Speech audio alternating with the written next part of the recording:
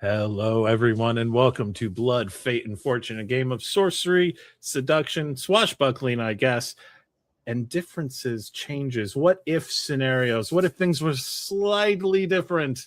All set in the world of 7C. My name is Dan McCurdy. I'll be your storyteller this evening. You can find me at RevDMC247 on TikTok, YouTube, Blue Sky, and if you find me anywhere else, was I supposed to be there, or did I make a different decision? I will now allow my players to introduce themselves, maybe also who they might have been, beginning with Natalie. Hi, everyone. My name is Natalie, also known as Gizmos Aplenty across all the social medias. And tonight I will once again be playing Leonora Orsini, the Sorte Strega. Hi, I'm confused. No, I'm Jeremiah McCoy, aka Basics of the Game, and tonight I will be playing Mykolas Kelvan. Hey, my name is Tuck, or Tuck, I guess. And tonight I will be playing the lovely muscle mommy monster hunter. Not going to say the rest of that. Roan Ibex. How dare you deny us that? Look. Monster. Hello, everybody. I'm Lacar the Artificer everywhere on socials, and I am playing, once again, Umberto Vitale. That's it, just Umberto Vitale. No other names. No, I don't know what you're talking about. We are doing something a little bit different tonight. As you can see, our lovely Father Rafael Rodriguez is unable to be with us, and we were at a point where we kind of needed our super twink, and so we are going with a bit of an alternate story. This is a might have been. Because of that, the rules are going to be a little bit different. Death will not, if it occurs, will not be permanent. Corruption, if it occurs, will not be permanent here. This is all a different situation, a chance to see what might have been, and a chance for our already very restrained players to be a little bit more unhinged as they go into their approach. And we are going to begin with Leonora. Leonora Orsini, you are asleep in the nation of Inishmore. Next to you, in your bed where you sleep, you are holding an egg. A golden dragon egg that was entrusted to the group in general, but that you have taken a sort of personal responsibility for. And as you sleep, you hold it close. And visions, dreams. The dreams of a fate witch are always very interesting things. You're never quite sure if what you're seeing is just a dream or fate, or a line of fate. And this dragon egg in particular has a way of twisting what might have been, touching the strings and strands of fate and setting them vibrating in a way that even the most learned strega of this age is unaware of, in this age when dragons are considered to be just another legend. And as you dream, you see yourself atop a ruined tower. You watch as you flee from Pierre Moreau, an apprentice to a man who kidnapped you and brought you to this place. But Pierre talks to you, makes offers, chances to learn things, to discover things, claims to know things.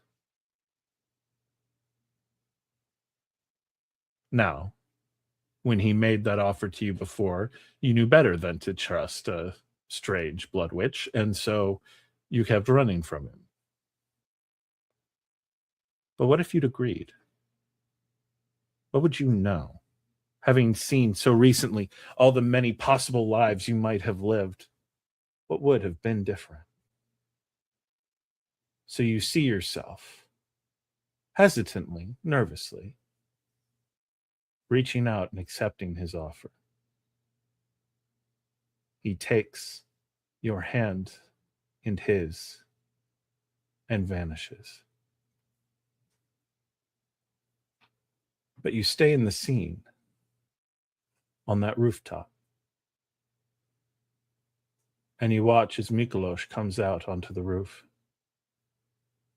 struggling with a ghost inside his head,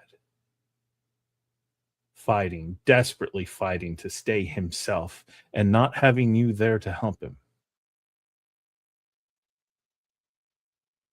And you see an explosion, not the pillar of fire that he created that night, something far more violent. He remains Mykolas Kelvan. But as the explosion blasts the tower apart, you watch as Father Raphael is incinerated in the blast that he set off. Burned to nothing. And you wake up. You are in a very nice room. The room where you've been staying for the last couple of months. There's a knock at your door, and it opens, and a serving girl walks in. Amelie, the same girl who has served you every morning since you came here. She brings you breakfast, a fresh change of clothes, gossip if you are interested in the happenings of the court. You've been here for a few months now. Good morning, Miss Leonora. Are you doing well today? Lenora takes a hand upon her head as she is waking up, and she is feeling a bit of a pounding headache. The head is just dissipating. Good morning, Emily.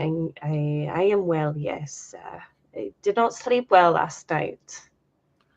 Oh, would you like me to bring you some coffee to go along? I have your usual tea, but if you would prefer something stronger. No, tea is just fine. Thank you so much. I appreciate it. Is there any news from the court at all? Oh, just the usual. Some trouble to the south. The Isle of Lamont. Their usual problems and all the things that they cause. Pierre sent word he will likely be able to come by and visit you today.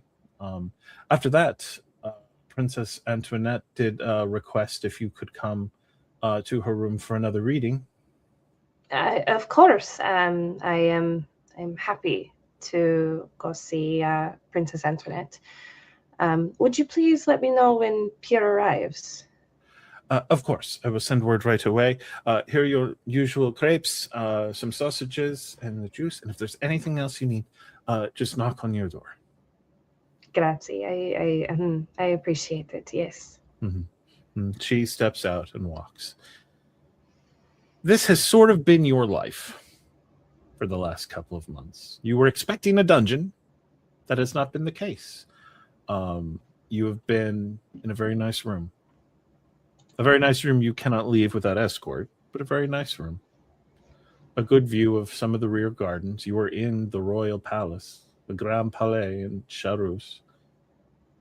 You've seen L'Empereur a couple of times, and his daughter, Antoinette, has become very fond of you. Though you feel that the relationship, rather than that of friends, is a little bit more of an owner and a pet. It seems to like you had to come in and to do readings of her friends and various others who come in, and enjoys the fear that they show at the idea of being read by one of the feared Sorte Strega. But how do you think Leonora has settled into that dynamic? I think it took her a little while to grow accustomed to, I guess, the bonds that she is in. Like, she's probably tried to sneak out a couple times, but got caught and put back. She has likely tried to convince some staff to let her go a little bit past her barriers. But through trial and error and probably some punishment here and there of like very mild, I would say, kind, as she would have expected, she realizes that this is a better prison than any at the moment. And so she's kind of complacent in her situation. Just to sort of see how that has gone for you, how would you say her primary way of challenging her boundaries to this point has been? Like, what is the way she normally, when she feels like kind of testing her prison, how has she gone about that? I think she has definitely tried to seem more like she wants to help more, and be like she feels bored and she wants to be productive, and so she is utilizing her ways on the farm to assist in any way that she can, but she's kind of treated more like a guest versus a slave or a servant. So people are like, no, that's not your duty. Like, we would get in trouble if you were to do any of this, so please don't. And they would like strongly discourage or like have to forcefully put me back in my room. Yeah, there's been times you've demanded to be out on the green, and there was a servant who had to be there holding a parasol over you so you did not get too tanned and appear to be a commoner in this court. Yeah, she's paler than she normally was. Yeah. Go ahead and let's see, since you've been doing primarily kind of talking your way through things, go ahead and give me your panache and convince. And this is just a sort of generalized roll covering the couple of months where you've been in the custody of the court. Okay, that is 2. 2. With 1 die left over. With a 1 die left over. You want to sell that? I would love to sell that. Here we go. Let's go. We all gonna have fun today. Yes. With the 2, you've managed to kind of stretch your borders. It's clear the servants, they get that you do not see yourself as above them, and they like that, and so the servants at least are likely to give you a little bit more room. They don't make you stick to like the official court diet. Court diets, the court is always going through fad diets, and they don't make you eat that way. They bring you the same food that they eat, and things like that. So while your actual boundaries remain the same, your walls are your walls and things like that, they do find a way to like sneaky treats, get you into other situations. The servants genuinely enjoy you and try to help you in the ways they can. Not definitely to the more point friends of, with the servants. yeah, they're not able to get you out, and you kind of know not to ask that. Like, that's not risk your job for me. That's risk your life for me. And so they so you probably haven't asked anything on the terms of escape, but they have kind of helped expand. Though you're starting to realize that's a prison all of its own. The fact that there are so many servants who are attached to you in this way, that if you ever were to flee, the blame would probably fall on them, has kind of become a reciprocal problem for you. And something that the Fate Witch, watching all of the different connections forming, would start realize, oh, that's a thing. The black thread remains unchanged. There's been the occasional tug on it. There's been the occasional vibration. Nothing you've really been able to interpret. Okay. We are now going to flip over to Mykolas, Roan, and Umberto.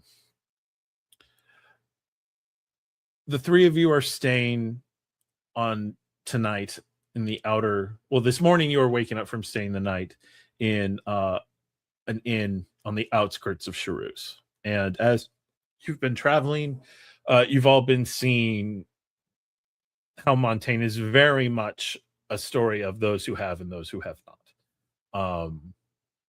And like the barriers between them are really not strong at all. Like, you'll see a massive, like, super opulent palace, and then just beyond it, like, hovels of the servants that are, barely watertight. And as you've been moving through, this is a really beat down inn. This is an inn for workers and laborers. And given the way you all have been traveling, that's kind of what you can afford at this point.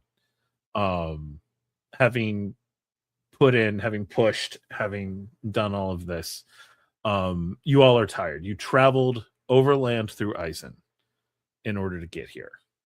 You're approaching from the north, and that is nightmares. You have seen death, you have seen undeath. As you all have been traveling, for this one, I'm going to put on Rowan to start. Rowan, as you were traveling through Eisen, would you have been prioritizing speed, or would you have been trying to hunt or help people along the way? Probably at first. But then realizing that that place is fucking horrible and that they're going through the middle of it, it would turn to save people if she can. Mm-hmm. And then we'll prioritize speed and protecting Umberto and Mykolas if they need it. What would you say have been your, as a hunter, have been your thought process, and how would you have been trying to protect yourself and your traveling mates as you move through that very difficult, dangerous, and frankly terrifying country? Probably mostly purely through survival, but because of everything that has happened, probably with less of a gentle touch than she usually would have trying to be a Knight of Avalon. I think after, you said it's been months, right? Oh, bro.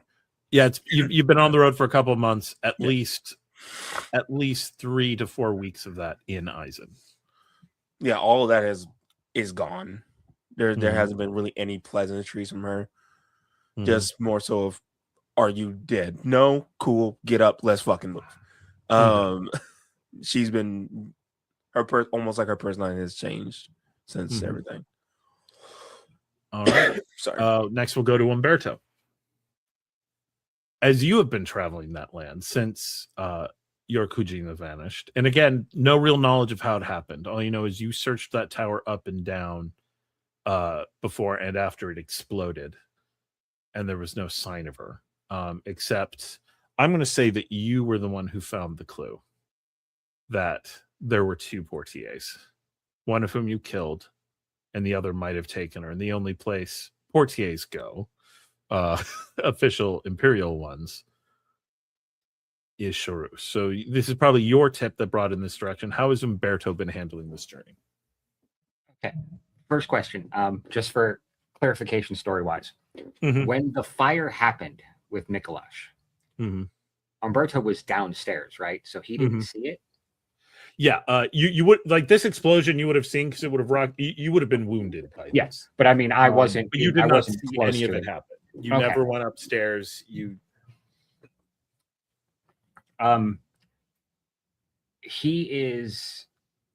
just completely focused. It is just, he would try to be up before everybody else, ready to go. And if they take too long, he's already headed that direction. And so just move, almost running him, ride a horse to death and then get down and run yourself until you collapse. Yeah, pretty much. All right, go ahead then and give me your brawn and athletics. Oh, sorry. I was also going to give Rowan I'm going to give Rowan resolve and warfare based on what you were saying, Coke.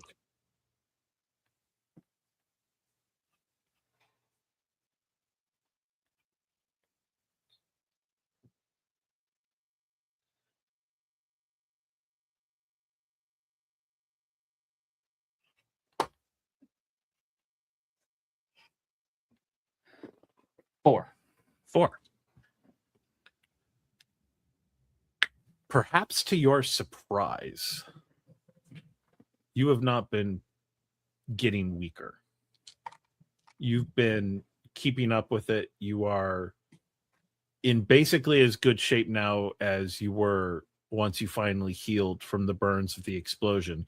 And those had to heal on the road. And but as they have, you have continued getting stronger. You have continued in this almost single-minded focus. And what is the image that Umberto holds in his head while this is happening? Like, what is, because this is laser focus. What is that focus for him? It's actually kind of twofold. There is this, he needs to get her because he's very connected to her now. Mhm. But at the same time, there's this underlying fury that has him kind of less talkative and less quippy. Mm-hmm. He is borderline Spidey not talking, Mm-hmm. and it's almost dangerous. Yeah. Roan, what was your roll? Your raises? 3.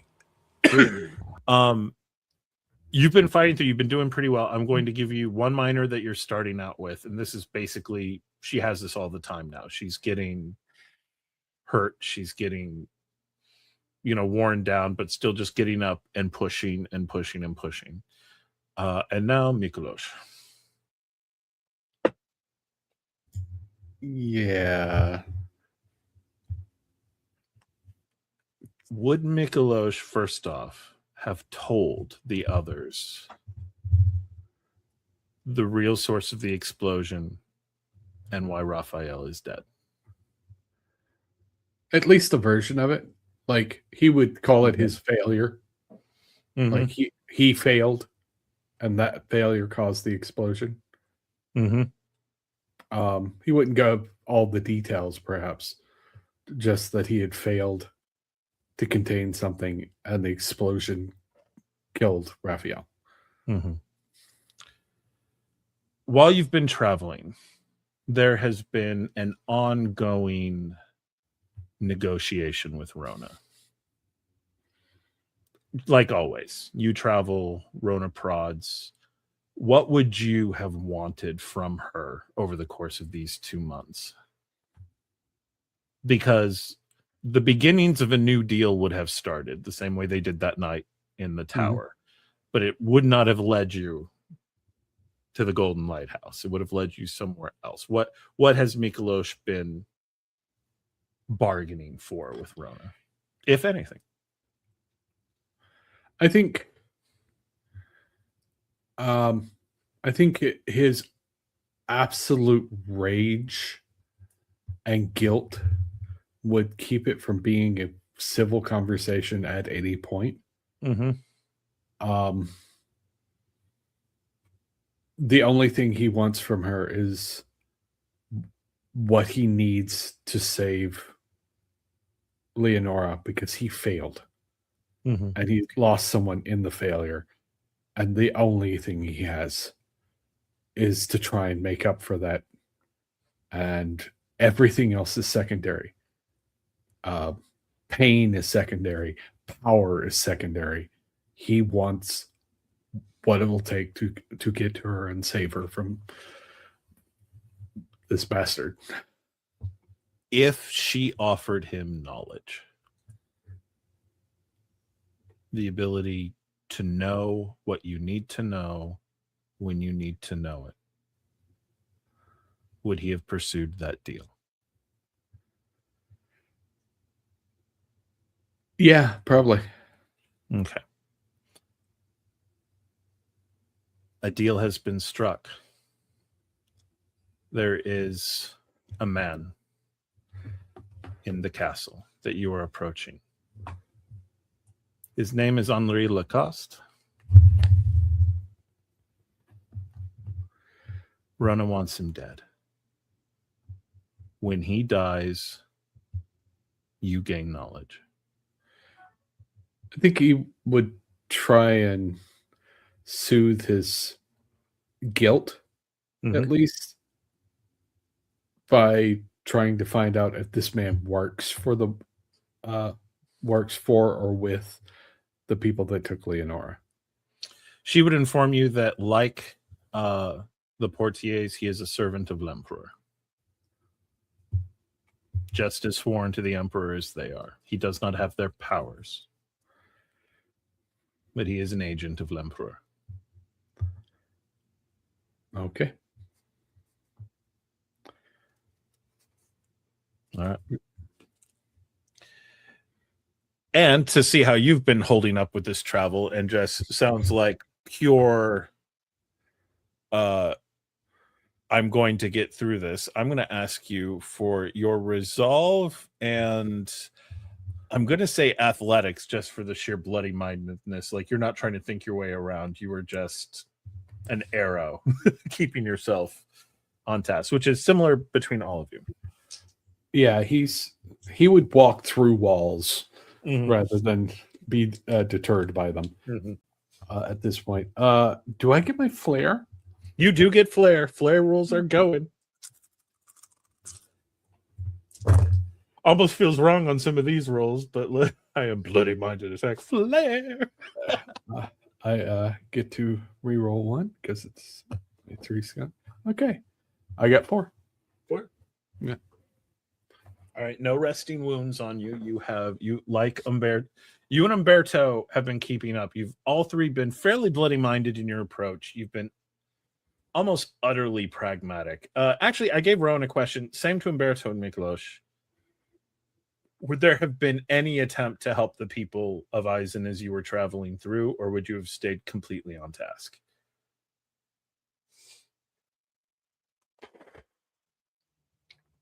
Umberto would have stopped only if he was pretty much nagged to do it. And he would be rolling his eyes the whole time. Mhm. Just, fine. Mhm. I think Mykolas would have stopped the first time because I think he probably would have gone through the thought process of Leonora would be disappointed if I didn't. And then undoubtedly it went sideways because it's Eisen and everything goes sideways. And then it was, no, nothing stops me. Okay.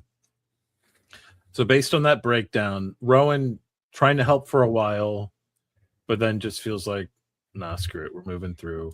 Umberto basically has to trip and fall into a horde of zombies, and if he kills them and that saves someone else, cool, great, let's keep moving. And Mykolas, the one real let's help, and then screw it. We're moving on forward. This all sounding pretty consistent and moving forward. I am going to roll a d4. And this is going to be for all of you because you all have been following basically the same approach.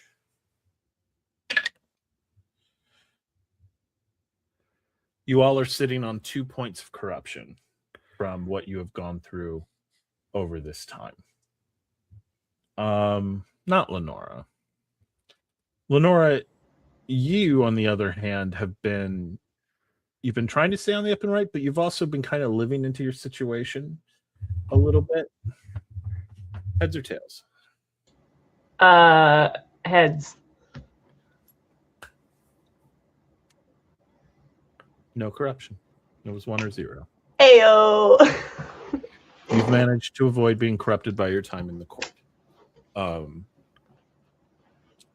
So you all wake up and you're on the outskirts of Charus. And the whole time it's been get to Charus. But now you're here. None of you are really familiar with the Imperial Court.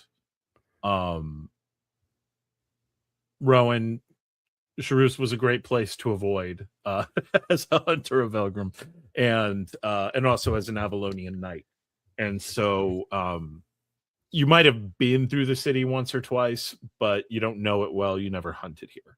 And Umberto and Mykolas, if I'm remembering correctly, neither of you have been in this deep into Montaigne before. You might have been involved in border skirmishes, Mykolas, but you've not been here. And so you're at Charus, and it's clear this town is either unaffordable or completely affordable, depending on who you're staying with. All three of you wake up in the room you can afford. And for the first time in 2 months, You're not sure what your next step is.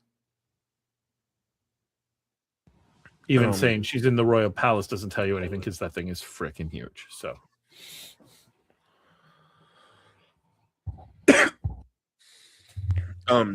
if I may take some liberties, with the 2 corruption points, she's looking way more bestial than she normally does. okay. Sharp teeth, red eyes. She is don't approach her a type of look. And she doesn't say anything when she gets up. She probably been awake also. And she just goes, "Wake up. What are we doing?" We're going to find her. By what? Just running through and killing everyone we see? No, Then how? we will ask people.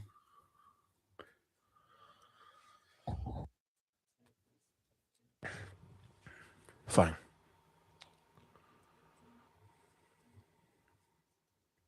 She would not want us to be monsters. She will give Mykolas a look of like, fucking seriously, is the face she makes.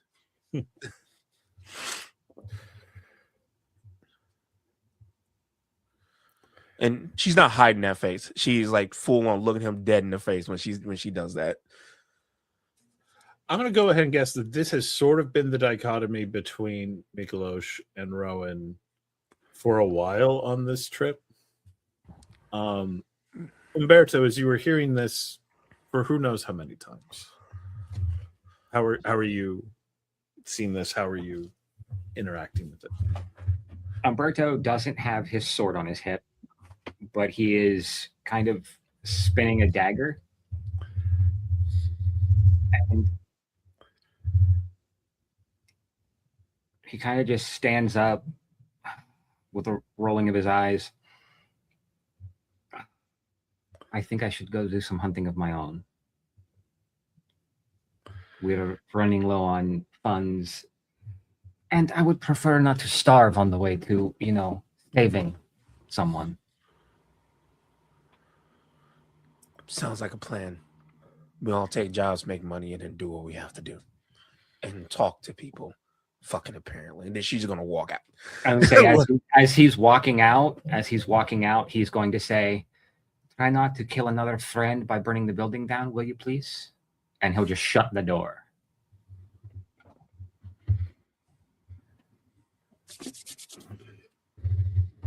All right.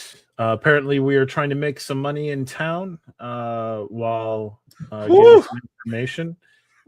What jobs are you 3 looking for? How are you going to try to? How are you going to go about this first day? Easy for Rowan.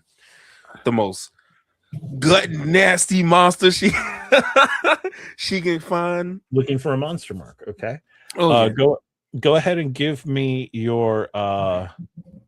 First off, it'll be your resolve and your, let's call it scholarship, as she's trying to find out where the most likely hunting ground in the city is going to be, with the +1 to this roll because of the book from the guild.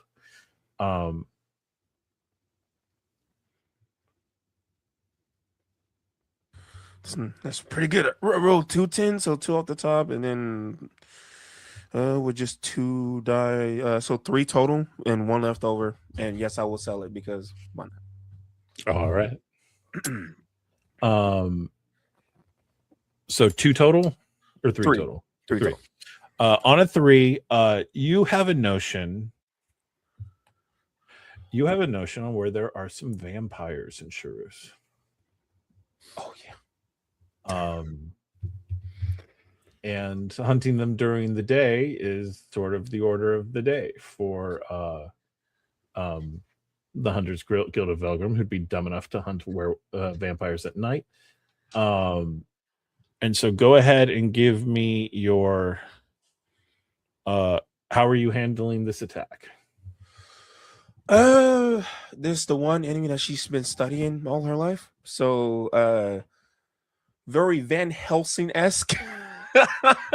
There's stakes. There's silver things that burn upon All right. impact. So you're being smart about it. So give me your wits and your weaponry. Will be your combat roll. She is not doing what she knows. There's wits in weaponry. Yep. And don't forget flair. Oh, Um, and one wound from your search, your research.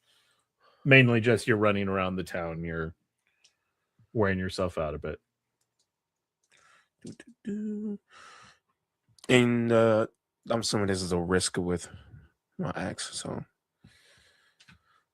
oh, and this is before she got the giant axe. This would have been more fun with that.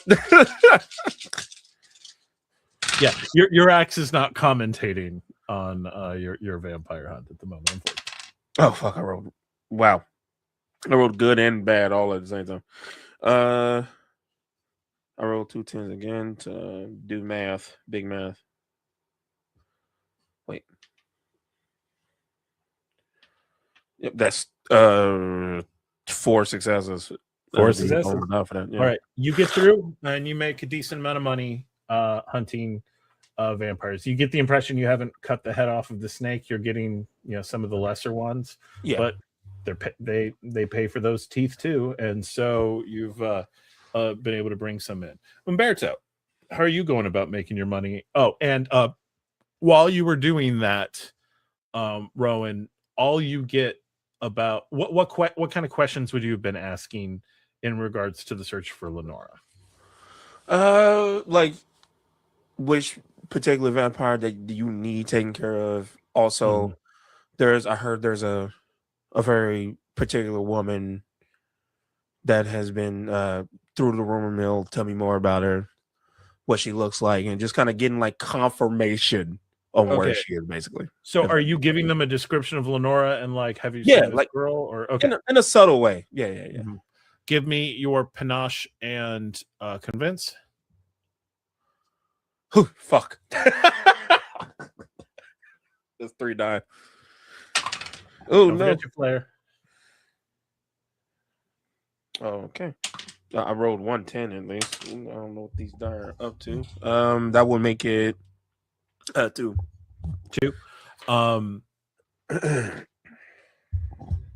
So you're looking for a Vidachan woman of a certain height with black hair, stuff like that. And there's some mentions of we might have seen someone like that at court.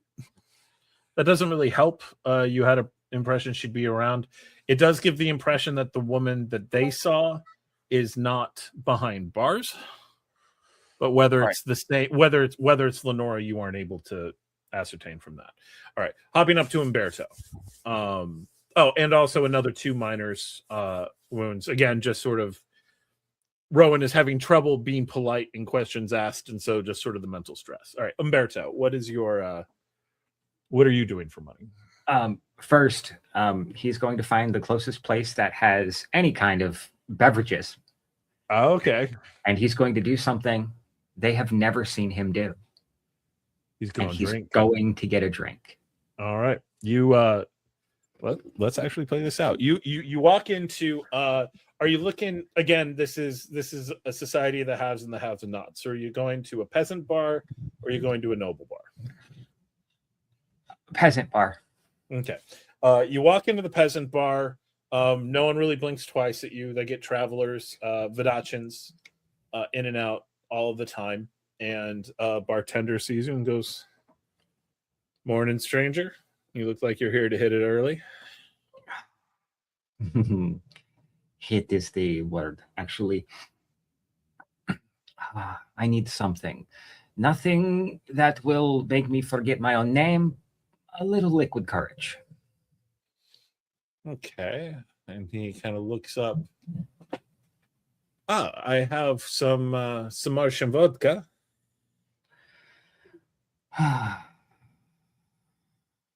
Do you have anything that's not garbage? Some Inishmore whiskey.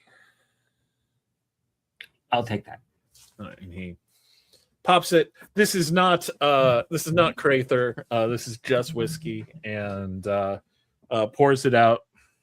Gives you some, charges less than in any bar you might have stopped in along the way, and fills you up. So what's got you drinking early? I have a job to do, and I just need a little pick-me-up to get it done. Shake the proverbial rust off, so to speak. Understood. Here you go. I hope you don't think I'm being too nosy. There's something very familiar about you. I'm having trouble placing it. Something in the face.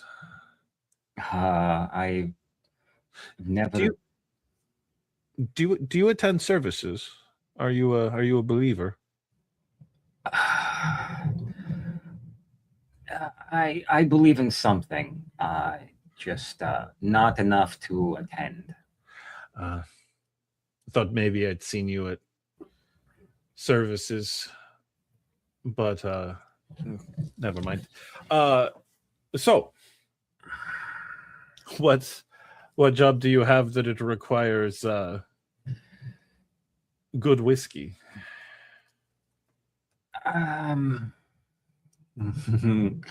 Let's just say I'm going to find my fortune. Interesting. But right now it's in the hands of other people. If you don't mind me saying, based on your accent, the fortune tellers probably for you would be a little closer to home, wouldn't they? Yes, they're. My home is well known for the fortune tellers. As a matter of fact, I'm also seeking one of those too. She's a little lost. Give me your panache. Are you making any attempt? Is he being charming at all, or is he just like, I'll drink and I'll talk to the bartender because that's what you do when you're in a bar? Yeah. The latter? Yeah. Okay, so in this case, we'll still make it panache. Panache and empathy is what I'll put out here.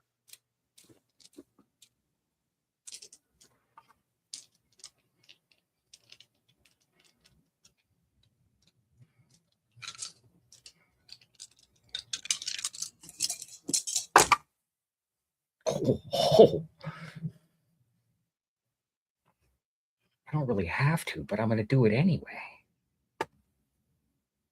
4. He, at your mention of, I'm looking for a fortune teller, he gets an odd look on his face, but has picked up, but you can tell he's also picked up that you're not really looking for conversation, and so keeps the comment to himself.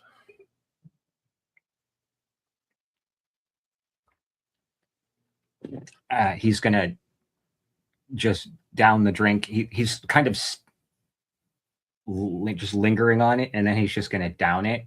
Well, before he downs it, he's going to he's going to do a toast in Vidachin to Raphael, and then knock back the shot. Okay.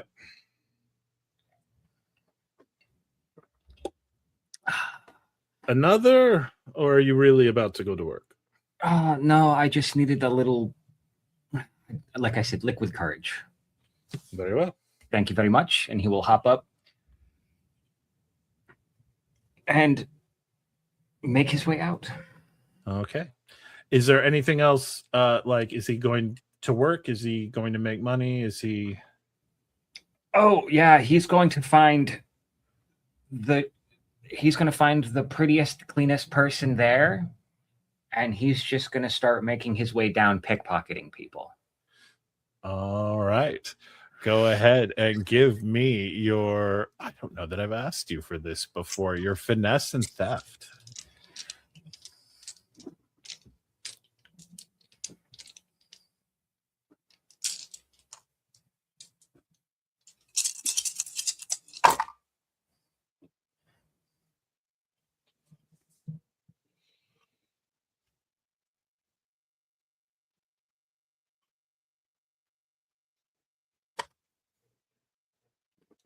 4 on that one.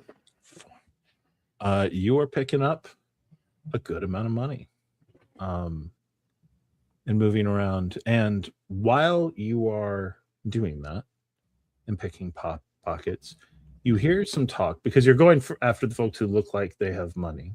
You hear something about the princess's pet fortune teller. Mykolas. How does Mykolas go about making money or looking for info about Leonora? Mykolas is very direct a lot of the time, so he's going to be direct this time. He knows that from Rona that both Pierre and the guy she asked me to kill work for the king. So he's going to go find the king's guard or musketeers or something like that. And he's going to start asking questions. All right. The musketeers are easy enough to find. They are essentially the emperor's personal guard. And so you're able to find a couple of them just sort of walking around, checking things out in uniform. You get the impression they're not exactly on duty. It's just more about being seen in the city. Okay. He's going to go up to them. Hello. Ah, yes. Hello. They take a look at your clothes. Some Martian, yes? Yeah, I am Samartian. I am Mykolas Kelvan. A pleasure to meet you. Edmund Delbert Trivier. Good to meet you. I am looking for a couple of people, and I suspect that you may have some guidance for me, if possible. Oh, well, interesting. Yeah, who are you looking for? One is a dear friend who went missing, and we have heard that she is here in this town. Vodachin woman, small height, dark hair, beautiful, bit of a fortune teller. They look at each other. Go ahead and give me your panache convince.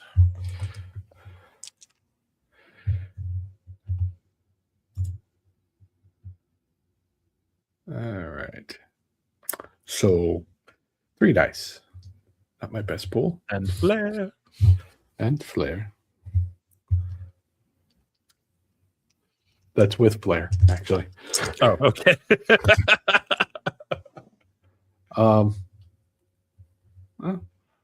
I got 1. Okay. On a 1, they kind of glance at each other and they look back and you say she is a friend of yours. Yeah. We got separated and we went looking for her and we heard rumors that she was here.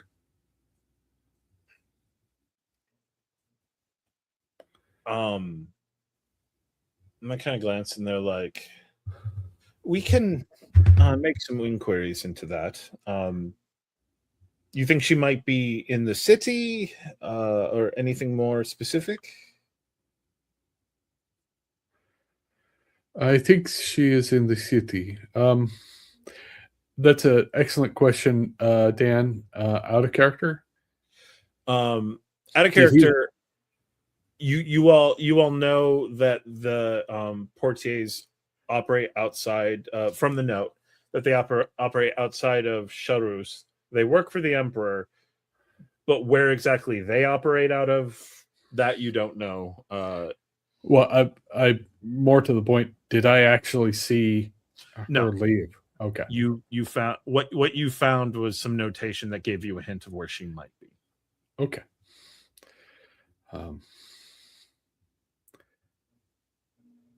I think you'll frame it this way then. Okay.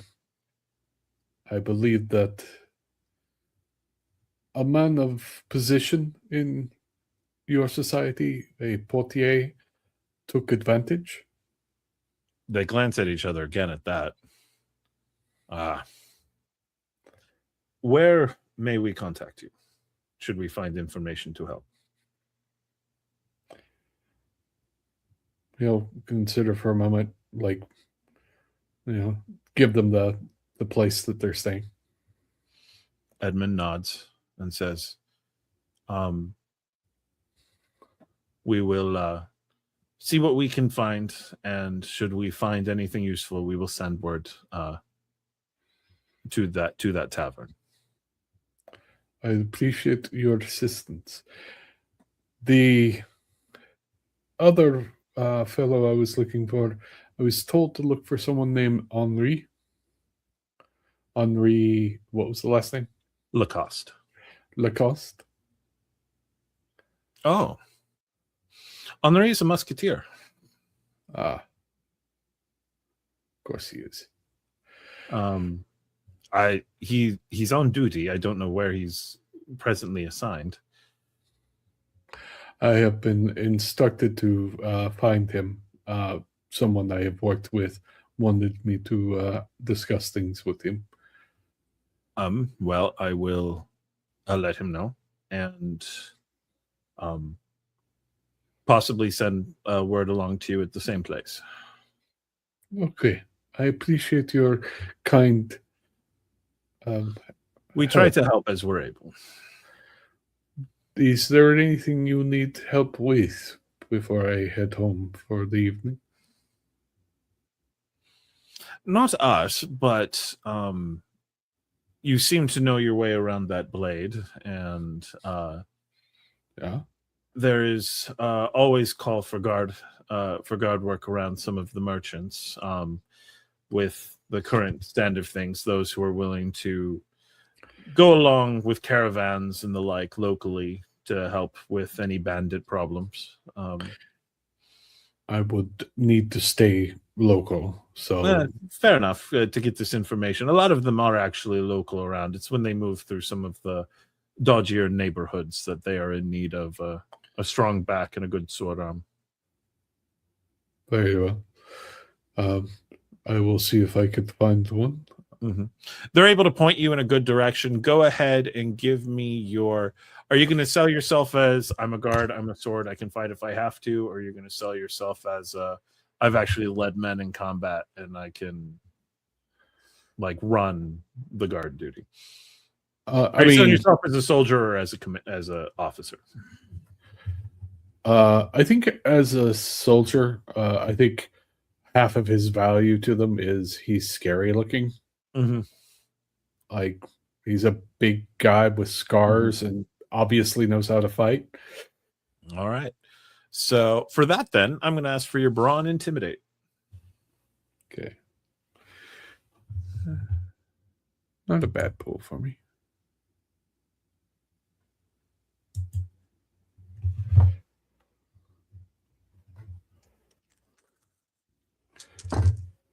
Whoa. Okay. I got 3. 2 of which were 10s. Nice. Yeah, on that, you also managed to make a decent amount of money and don't actually have to pull your sword. There's one little minor scuffle that you handle with your fist that's going to give you a minor wound, but nothing too bad. And at the end of the day, you have some feelers out and you start heading back to the inn. Leonora. Dan. After you have received your breakfast, there are certain areas in the palace you are allowed to visit. You have not been called up to Antoinette just yet. And so there's a library, there is a courtyard, there's a lovely sort of hedge maze type place area. Though if you go there, you will have a servant holding a parasol over your head to keep you from being too tan. What would Lenora pick? I'll probably end up wanting to go outside, so Lenora's going to be over in the courtyard. Okay. You go into the courtyard, and sometimes there's the parasol over you. Sometimes you're in the places that have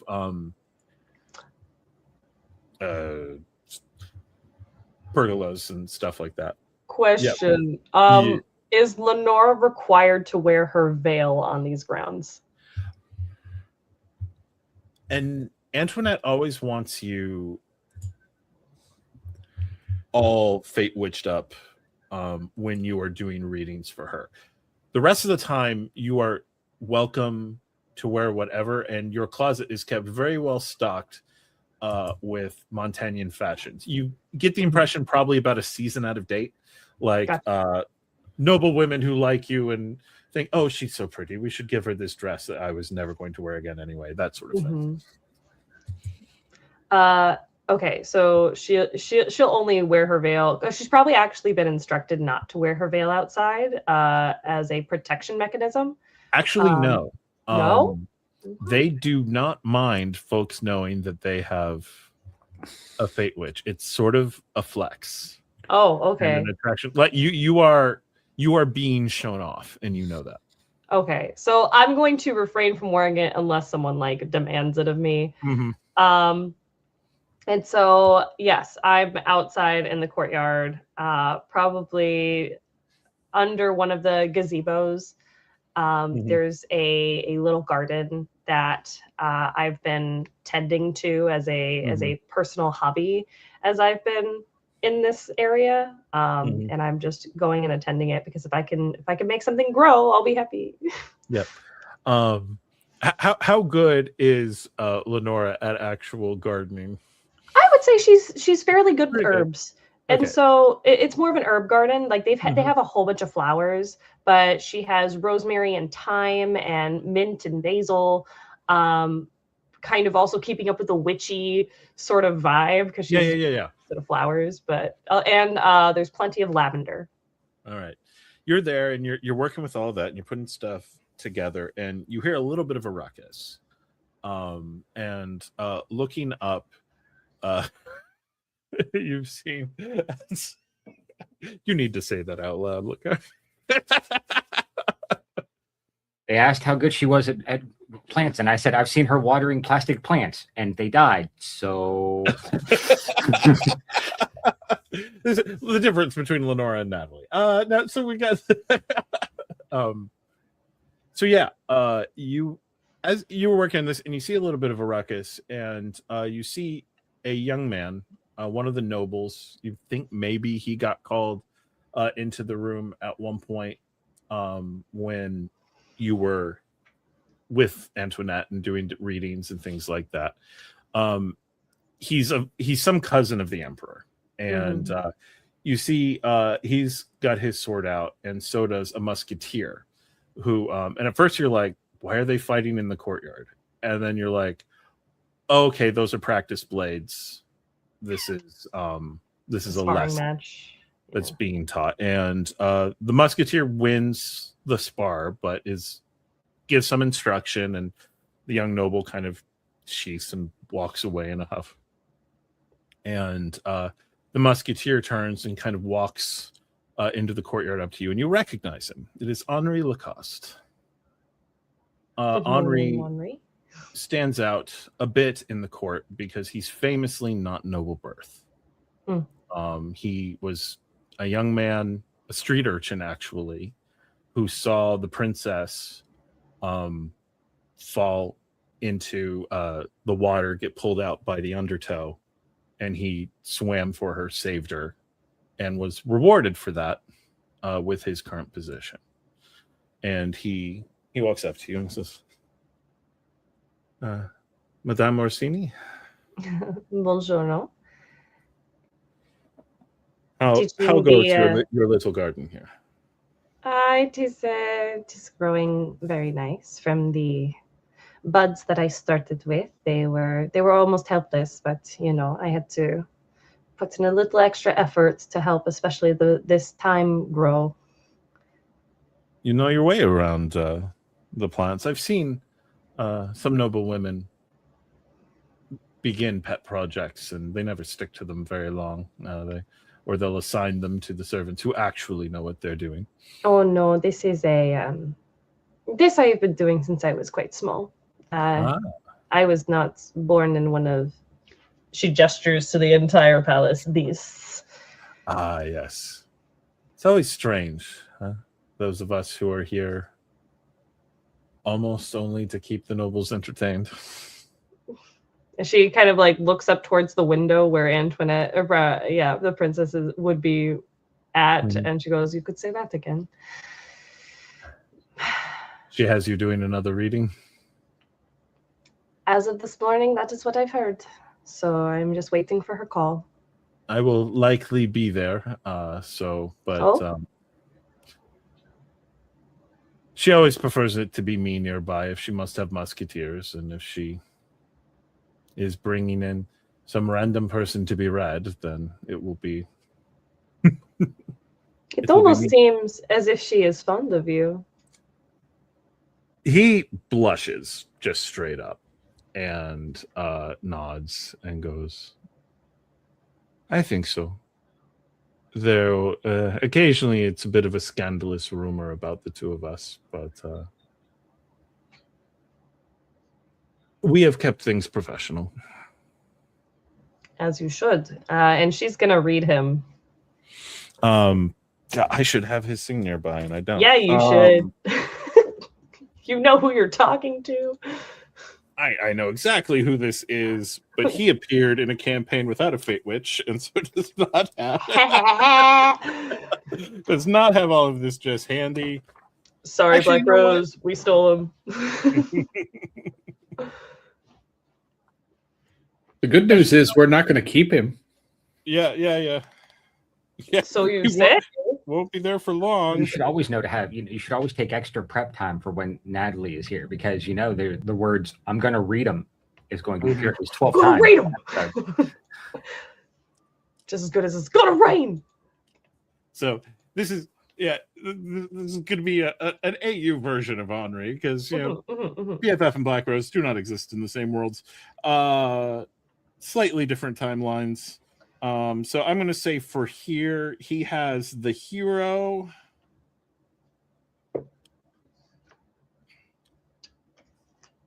And the sun. That makes a lot of sense, actually. And he's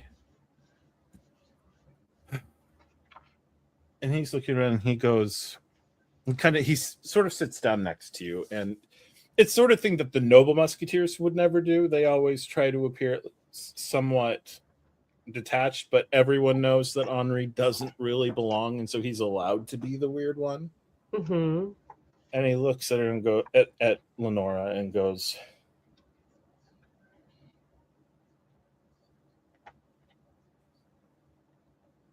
"Is this where you want to be?" How so? "Well, I know you were brought here by one of the portiers, and then noticed by the royal family and brought here instead of whatever he initially had in mind. But if you were here as a guest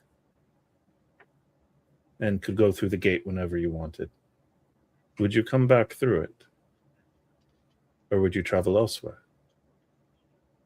Lenora thinks about it for a second. I was brought here because I thought I would be saving lives. That I would be removing hardships on people that I loved. And for some reason, this place feels familiar, yet it seems so alien. It seems like I am out of place, not because I am a so-called pet, but because it just feels like I'm meant for something different. But this is as safe a place as a lot of other areas in the world, and I don't know if I would rather go home. I don't know where I would go. Perhaps this palace is the safest option. Well, as a fellow pet, who wouldn't have a place to go? Should you ever find yourself in need, send word. As much as these nobles love their pets and entertainments, their favorite thing is a scandal. And the princess's personal pet helping another one escape to will make it a good story. Lost love. Mhm. I would be forgiven in time. You would. And he stands and gives you a bow as low as he would give to any noblewoman in the palace. And a good day. And he turns and walks away. And a blessed one to you, she'll say as he walks. He pauses, looks over his shoulder. From you, that means more than from most. And walks on in. You are getting yourself ready to go up. It's almost time for your appointment. And then you see a gentleman in all black, wearing the signs of l'Emperor's Portier. And Pierre Moreau is leaning against the doorway as you are approaching.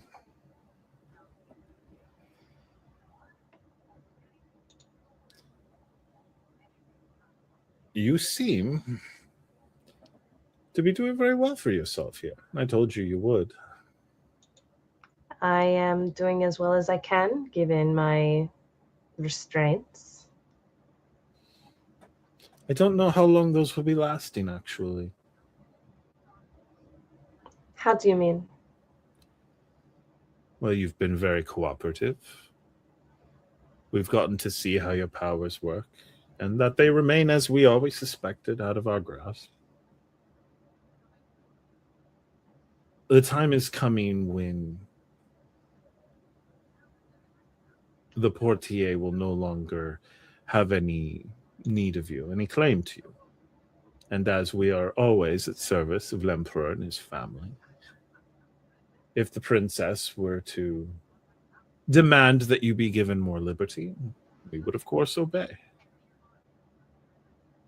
We do not think you hold many secrets.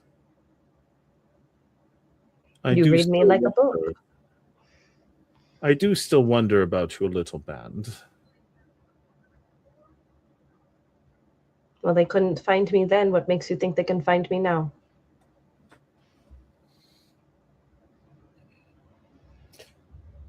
He asked you a question he must have asked you 1,000 times since you came in. The other Vidachin in your group, you never saw him do anything strange, anything inexplicable, even to a Fate Witch.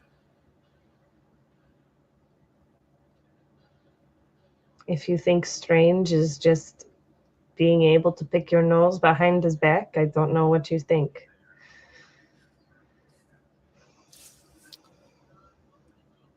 There was something about him. I could say the same thing to you. You should know an offer for your extradition has been placed before l'Emperor. Not the first. Once it was known that there was a Fate Witch in our possession, of course, the powers that be in Vidachi wished for your return. This one is a little different, though. Before, the offers always came from the Fate Witches themselves, their little organizations and the like. This came from one of the merchant prince houses, the Felicis. Do you know why they would want you specifically?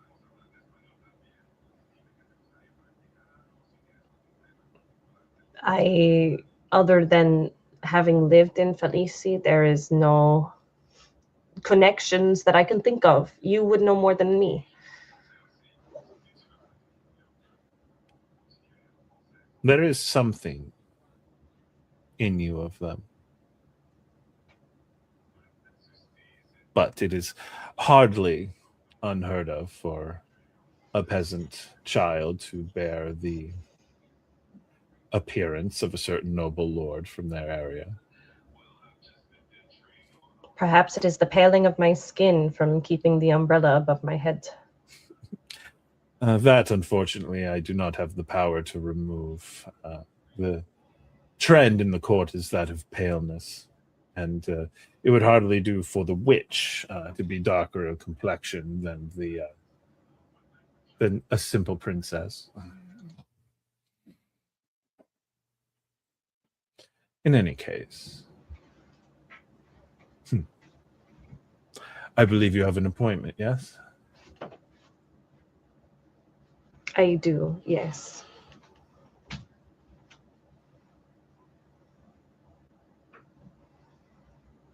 Have a good day. Before he Perhaps we're- leaves. Oh, yeah. Go ahead. No, Before he leaves, she's going to dare to like grab his shirt and bring him closer to her Mm-hmm. and said, the deal was to bring me here so I didn't need to go back. And that is all you need to know. He leans in.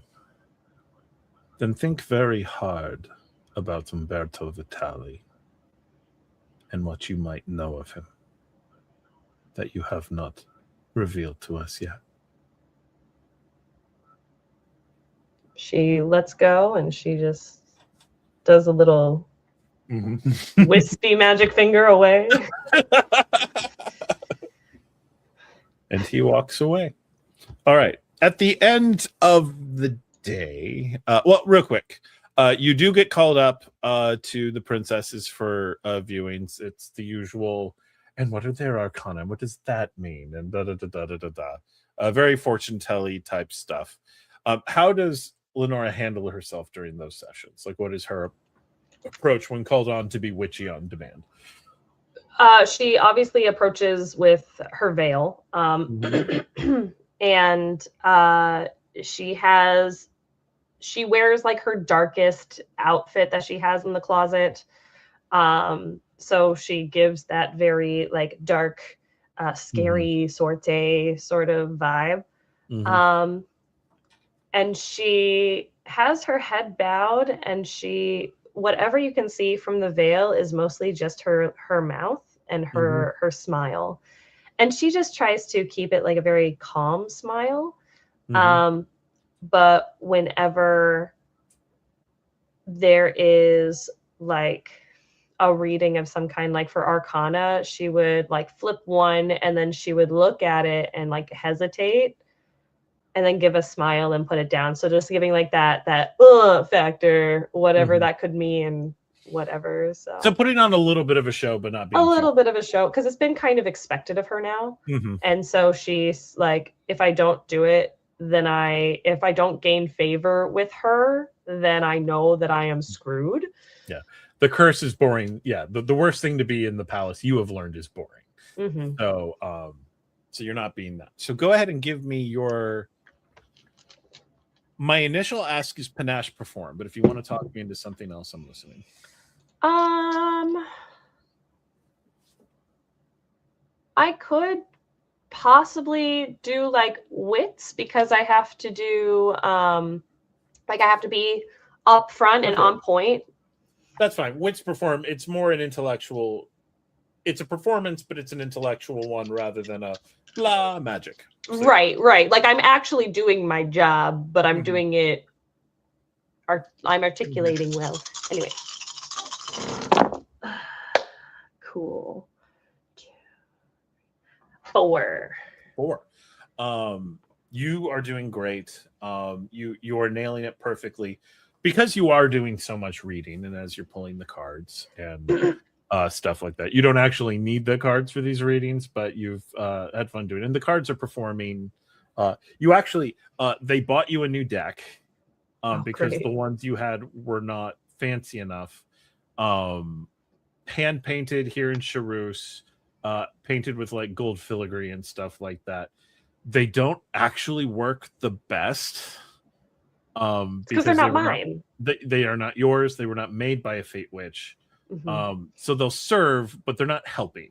They are literally just a prop. But you're able to make the readings go. You have some card tricks that you were taught to get. You read the card, and then you're able, as you do the shuffle or whatever, to find the correct one and put on the good show.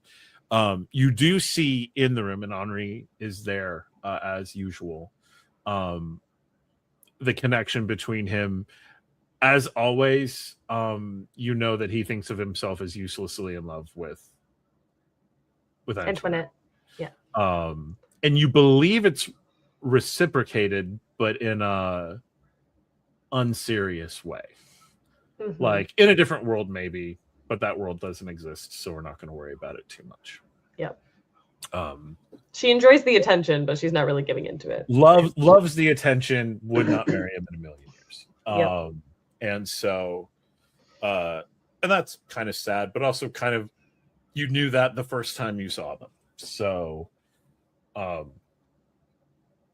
as that is going out, he offers to escort you back to your part of the palace and steps out and walks along. Well, you certainly had them rolling and eating out of your hand, as always. It's quite easy when you've been doing this for, I don't know, 3 times a week for the past 2 months. You're certainly getting practice in your craft. Well, I'm just telling them what they want to hear. Is there any of the truth to it? What you see in them? Perhaps. Twisted a bit to be cordial, to be nice. But there is some... it is also based on their belief of the cards. If they don't believe in the cards, whatever I tell them, they won't care. The deck you use, it is not... You carry another one. See? May I see that one? I will not touch. I'm curious. All right. And she'll go into her other pocket and she will pull out her deck that still has unfinished drawings on it because she's been told not to continue. Actually, if she wanted to paint them as she's been going, no one would stop her from that in her spare time. She just isn't using them. Okay, so then they're decorated to the nines in whatever she can. She's got different imagery for all of the cards in the very watercolor base with harsh like black line around everything with this beautiful cerulean blue background. He's looking at it, it's like, you crafted these yourself, right? I believe I saw you working on them. See, it is very important on a Strega's journey to create her own deck. It is a special kind of magic. So I wish they'd let you use these, but maybe it would be harder to give the curated performance that they receive. Well, they like the pretty pictures of Montaigne, and I will not deprive them of such joys. I can read them just as easily. He gets you near your wing, to your wing, and your rooms are not too far away, and he gives you a bow. Well, sleep well. Yeah. Guard duty for me tonight. And where are you guarding tonight? Just the palace hallways. Assassins are like fleas and shrews, so we always keep a weather eye out. Well, if I may, and she will touch his shoulder and give him a blessing. I will give him a minor blessing, and I'll take a lash, so I'm at 5. If you come across some trouble, may fate help you along your way. As you kind of connect to him in that way and impart the blessing, and he receives it and is very grateful, As he turns to walk away, you notice a new thread attached to him. And it's the thread of a death mark. There is someone in the world planning to kill Henri. Henri, you do not walk the halls alone, do you? Oh, no. There's all the guards and other musketeers, and we move around. And you trust them with your life? The guards less so, but the musketeers, yes. Perhaps keep the musketeers close. I don't wish to worry you at all. I just worry for you. You're a dear friend. Appreciated. It is a dangerous line of work. And there are some who do not appreciate one of birth such as mine being so exalted in the palace. As someone who comes from similar birth, I understand. Thank you for the note and for the blessing. Of course. Buena notte. And you go and you lay down. And for a second, you feel under your pillow. Like you're expecting something to be there. You don't know what you were expecting or why you would have expected it. You weren't expecting like a knife or a thread or anything. Just for a second, it felt like something should be there and then wasn't. And you pull your hand away. Meanwhile, you all, everyone else, Mykolas, Roan, and Umberto have regathered at the tavern and are able to kind of share what, if anything, you learned.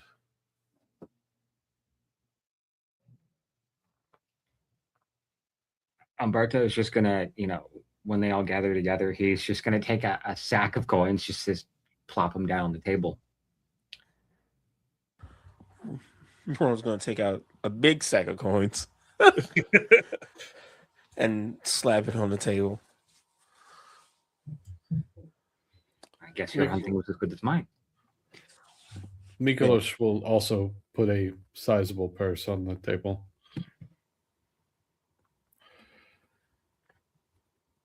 So we're not broke no more. Yeah.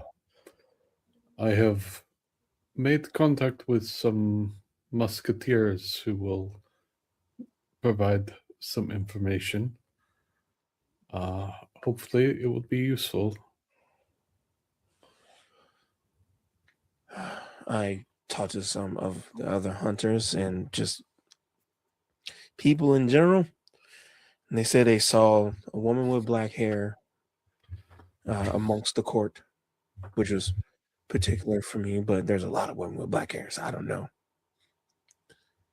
And a lot of my marks, they heard them talk about the palace having a new pet fortune teller. So shit. And she's just gonna like drink whatever was provided. They here it's basically cheap wine and ale in this inn/tavern, and the ale is not particularly good either. All right, shit beer, cool. But she'll drink and she goes, so what route are we going?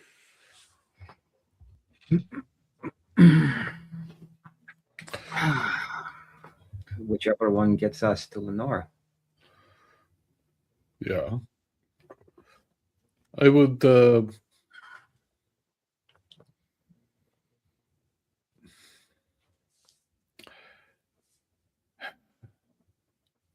course that occurs to me is to go to the palace and see if this fortune teller is the one we're looking for, but they're not going to exactly let us walk into the place.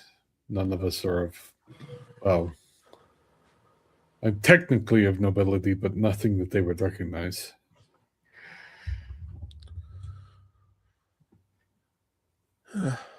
Well, You know what my answer is, and she just sits the axe on the table, and then continue to drink the shit beer. Let's try something a little more subtle. Okay. Because I mean, yes, your way could definitely get us into the palace, but I don't think we'll be much use to her in the dungeons. Yeah, you have a point. So what? We lie our way in, pretend to be something, take a job. We sneak in. Whatever it takes.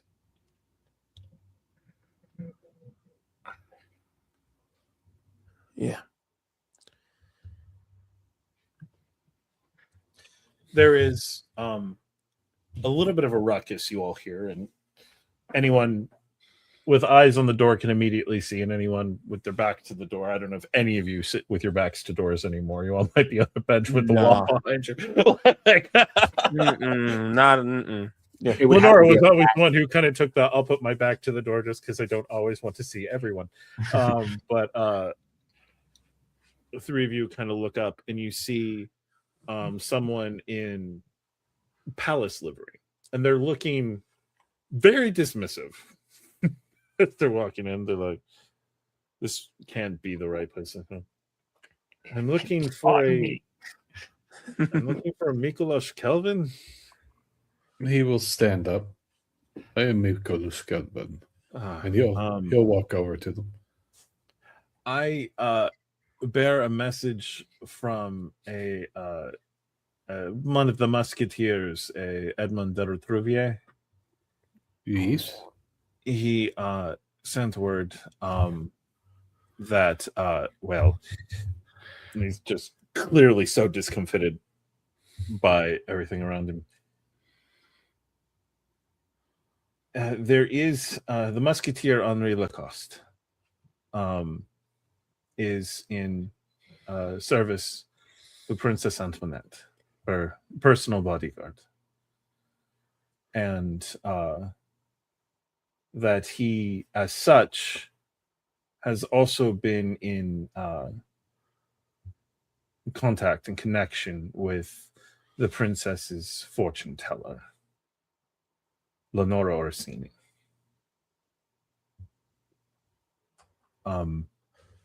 We are uncertain if we would be able to get permission for a meeting now, but if you have a reason to meet with Henri, he may be able to aid you in that. Ask for him at the palace, and if he is available, he will come and speak with you. I think there will be a look on Mykolos's face of this is the another road he didn't want to cross. Mm-hmm. He knows what he has to do when he finds him. He doesn't want to, but he knows that it's the way to Leonora. So a voice in your head speaks up. 2 birds, 1 stone. I'd be prouder of that if I'd known that is exactly how it would have turned out. thank you for the information. And Yeah. he will sort of look around. Do you need anything? Not that I will find here. You all have a evening, and will turn and walk out rather quickly. And with that, we are going to take a quick break. We'll show you some other stuff we're going to have on the channel, and we'll be back in just a few minutes. Cool. And welcome back. We are not at all unhinged. Okay, so waking up the following morning, Umberto, Roan, and Mykolas. I'm going to assume again a very pleasant wake-up call between the three of you as morning comes, as everyone's racing to be the first to wake up so they can kick the other two in the boots. Well, It's this close And after 2 months, you now have a location and a confirmation you are in the right place. Leonora is somewhere in the palace. And you've heard the name. How did you all sleep? Ooh. Because of her 2 correction points and things I'm not going to explain, she only gets maybe like 4 hours of sleep and still feels refreshed in some type of way and don't know why. So for most of the night, she's just been staring at the wall and like the visage and image of an explosion is just over and over and over in her head. And yeah, so well, but not really. How? To answer the question. Because we mentioned this, how do you think that image? Because I believe Roan was with Raphael. Oh. That image of Raphael being essentially incinerated. Like, should I make how it has that lived horrible? with Rowan? Should I make it horrible?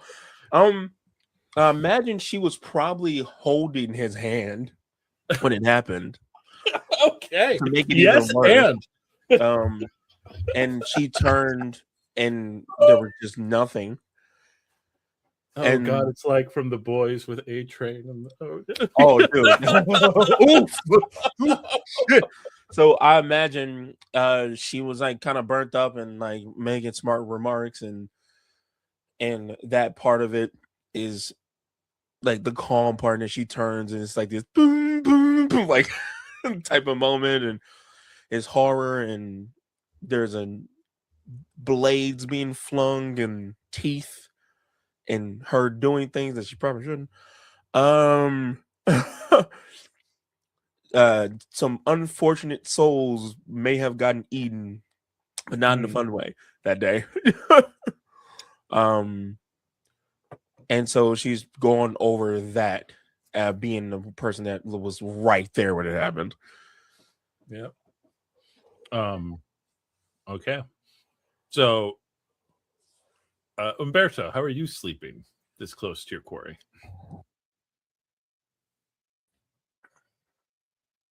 He's going over ideas in his head. Like, okay, we could trying to force our way in will probably not go well. There's a lot more of them than there are of us. So he's thinking of how they could possibly sneak in, or at least him, because one person doing it, one rogue element is better than 3.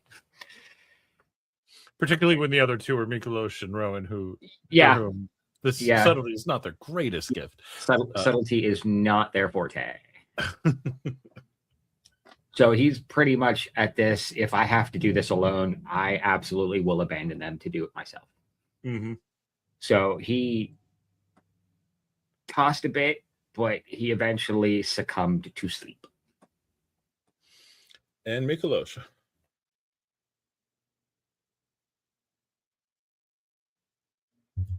I think Mykolas always has nightmares. Oh, tonight the drums are deafening.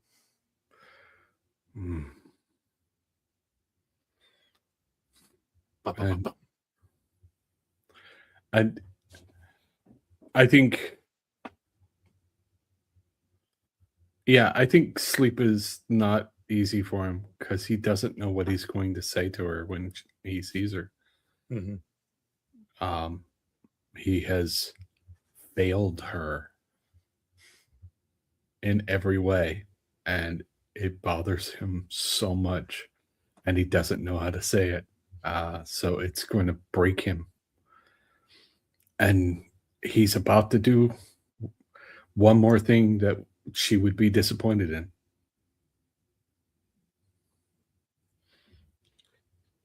As so Rowan is awake first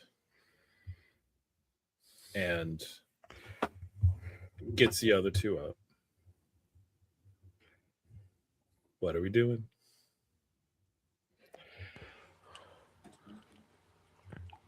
What are we doing? I'm going to go meet with this Henri. Alone. Let him go, Ron. It is. He has been asked by his friend Edmund on my behalf, so he's probably been told my name.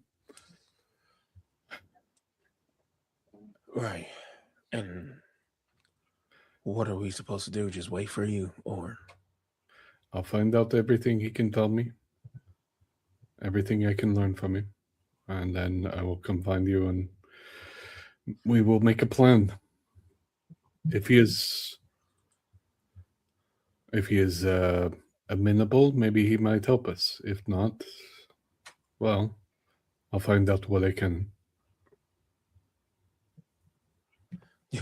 you will see a vein kind of pop on her head. And she is holding back anger a bit. And she just takes a deep breath and she goes, "Look, dude, I'm not sitting around. I don't have the patience. I quite honestly do not have the energy to do that. And you're doing a thing where you go off and you do some crazy shit by yourself that involves everyone. So how about we just get straight to the fucking point, man."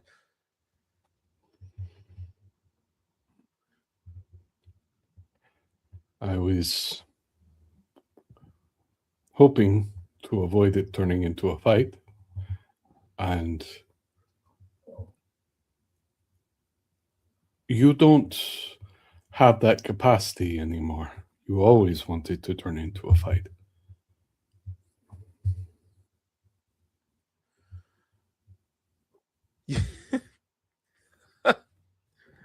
You don't fucking know me, Mykolas, like you think you do, okay? I don't have the capacity for fuck. What's Umberto doing as Sorry. the argument? Well, yeah. They're on like the second floor, right? Mm-hmm. Okay. Yeah, common room downstairs, room upstairs. He's listening to this, and Rowan is kind of saying things that he's thinking, but he just doesn't feel it's necessary to chime in. So he's just going to go over to the window and open it.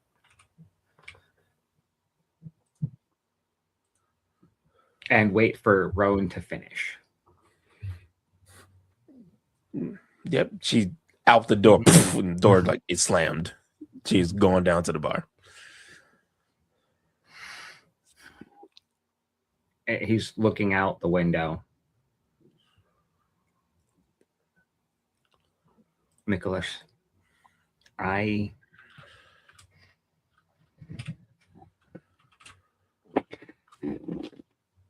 now, to me, you are a lone ember in a dry field. And I don't know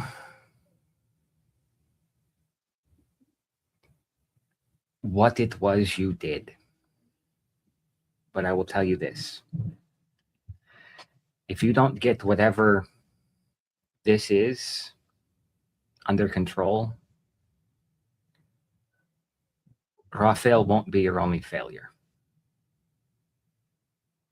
And I hope and I pray that Leonora is where we're supposed to find her.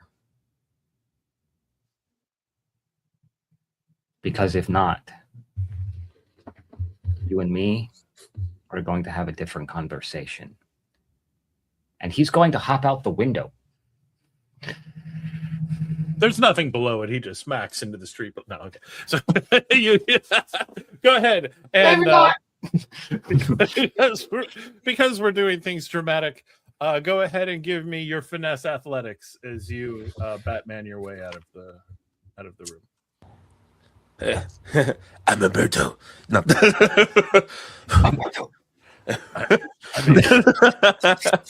Umberto is the secret identity of Adrian Lim. Or really the other way around, because no one knows he's Adrian Lim.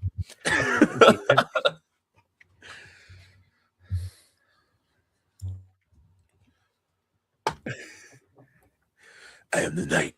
I am the blood. 3, you're fine. One minor, just from the stumble down, because you are jumping out a second-story window, but you managed to make it down. No muss, no fuss. And, one minor wound. The kid shouldn't have been there. All right. Leonora, I wasn't in school. You wake up, and again, Good Amelie. morning. there's Amelie setting up breakfast and everything. There was a little bit of a ruckus last night. Did you hear? No, I was fast asleep. What happened? Ruffians of some sort. Ruffians. Minor, youngest son of a minor house, 2 into his cups, and apparently attempted to get in to see the princess, if you can believe that. Oh no. Henri handled it like he always would, and a bit dicey at one point. The boy apparently was not awful with the sword, but very drunk. So Henri was able to handle him. He's in the dungeons now. And Henri is safe? Oh, yes, fine. Okay. That is quite the story. I am just glad that the princess is okay. Oh, yes. To be sure, this is not his first such offense, just the first with one so highly placed. I doubt he is likely to survive L'Emperor's judgment, but someone could have been hurt in his attack, so not the most lamentable execution this year, at least. Let's see. Am I requested by anyone today? Not that I've heard of as of yet. I believe the day is yours, at least as far as anyone's told me. Well, thank you, Amelie. I truly appreciate it, and I think I will take some more time. Perhaps over by the hedge would be a good place. Yes. Are you going to look for the center point? I have yet to find it in my 2 months, but perhaps today's the day. Very well could be. Very well could be. And she goes out and is like, should I send your usual girl to carry the parasol, or if perhaps will you promise to carry your own? I would love to carry my own if it is allowed. I think it'll be okay. Just don't come back with the tan. Oh, of course. Okay. It's too bad. I know Vidachin skin tans so beautifully, but noble ladies, what can you do? It is the finest milk is the fashion of Montaigne, no doubt. Mhm. I am to be Montaignan, I hope, I guess. If I am to be Really? here. Will you seek to stay here? Make this your home? It has been upon the mind and upon the possibilities. And if that is so, then I guess I need to take a head start. So, May I make a request? see. If you are made a member of the household, and are no longer a guest, you would be moved to your own permanent quarters. If you could request me to be your serving girl, I could continue and have how I've done. Otherwise, they will keep me here. She will take Amelie's hands and just be like, that would be gracious, but I hope that you can be more to me than just a serving girl, and we can be friends. That would be lovely too. Sorry, it's so rare with the ones who stay here. You actually talk to me. Well, you are a treasure to talk to. Thank you. Thank you. And she heads back out to get among her daily duties. And Lenora, the day is yours. And she leaves a parasol for you. Yes. So Lenora is preparing herself, but is also like arming herself a little bit more just Okay. because she saw the death mark on Henri. And so there's a potential for more trouble to be around. So she'll carry like a dagger or two, not like fully armed. And she will take the parasol and her like work boots and be able to go out to the hedge and start making a bit of a day for herself. All right. So are you actually exploring the hedge, trying to find the center? No, I think she's more just like trying to find a place of quiet.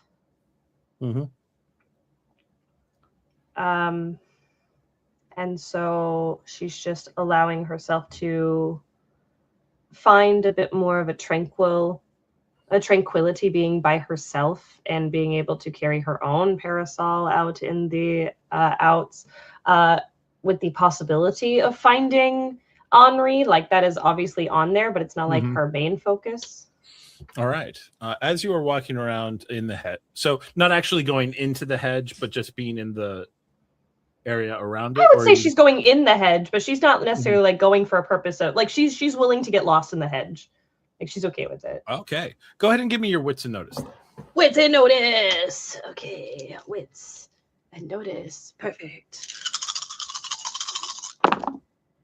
Okay, 1, 2, 3, 4.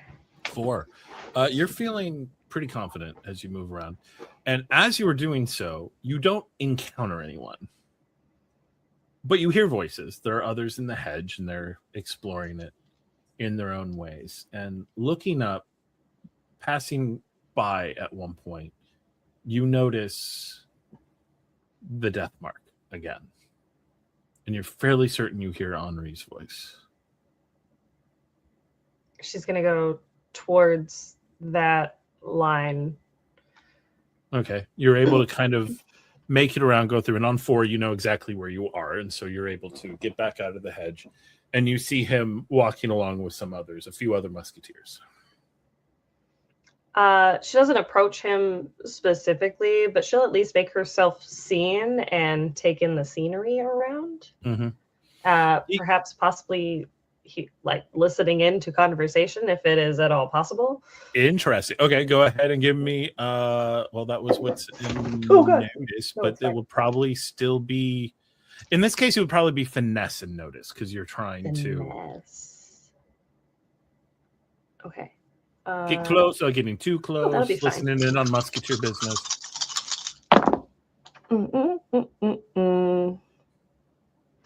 3 again. 3 again. Or it's 3 this time. Oh, 3. I'm gonna give you 1 minor wound just from the mental. Yep. And you're getting close.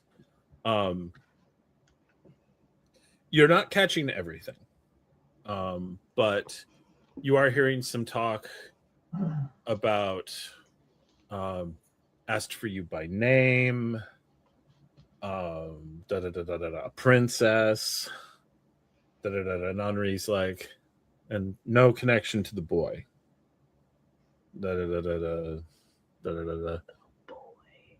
Maybe some friends. I will look into it. If you find her, tell her to be cautious, just in case. She maybe like sinks her parasol down, like to hide her visage. The 3 musketeers he's walking with head to the palace. He himself is walking towards the palace perimeter. She will start to hasten a little bit towards and will try to scurry past him in such a way to like see if he'll try to grab her attention. Oh, so like he notices her and goes, Uh-huh. "Oh, Leonora." Henri, I'm so sorry I did not recognize you. You all wear the same uniform. No, it's fair. The blue and the white for all of us. How are you today? Oh, well, a little tired. We had a little bit of excitement last night. Thank you so much for your warning. I was on my toes and managed to find the lad and interject before he could put anyone to danger. I see. Well, you know, I aim to assist as best I can, so I'm glad that I could bless you yesterday. Your best is quite good, it seems. Why, thank you. And she'll get a little bit of a blush going on and say, what is on your roster for today? There's been some inquiries in the city. There often are. We Musketeers have a bit of a reputation, and we're not all always spoken for duty, so occasionally citizens will come to us.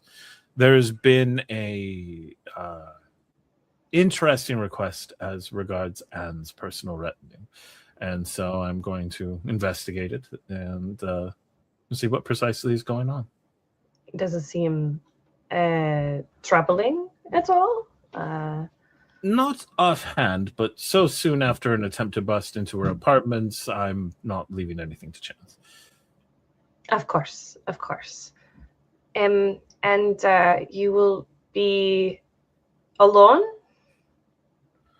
This is just checking in. I'll be in the city. There'll be others around. I won't be going into any warehouses or anything like that. We'll be staying mostly in public places. Right. I just mean, I would encourage you again to be on your toes if I can. You can see him about to make a dismissive remark. Like, it'll be fine, you're saying. And then he pauses, remembers who you are and what you do. Lenora, have you seen something about me? She will, like, her face kind of goes dark for a second. Henri, it does not happen often. And when it does, it happens. But it seems that someone is meant to kill you.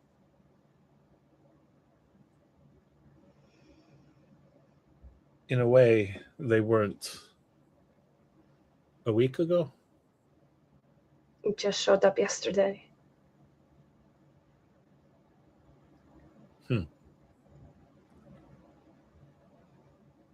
I will call in a favor. Have a friend of mine come with me. Thank you. Of course, I see how much of a treasure you are, and I would hate to see you go. It's He laughs a bit and goes, I'm just the urchin boy who made good. And I am just the peasant girl who ended up in a castle. I will always have difficulty fitting into the boots they give me here. But I've seen you in the gowns when you walk in court and you're not in Fate Witch attire. It's less of an affectation than when you first came here. You could belong here, Lenora. There's an air of nobility about you. You are not the only girl of peasant birth who can say the same, but... Please, do I look like nobility to you? In those gowns? Yes. But here and now. And he stops and he sits back.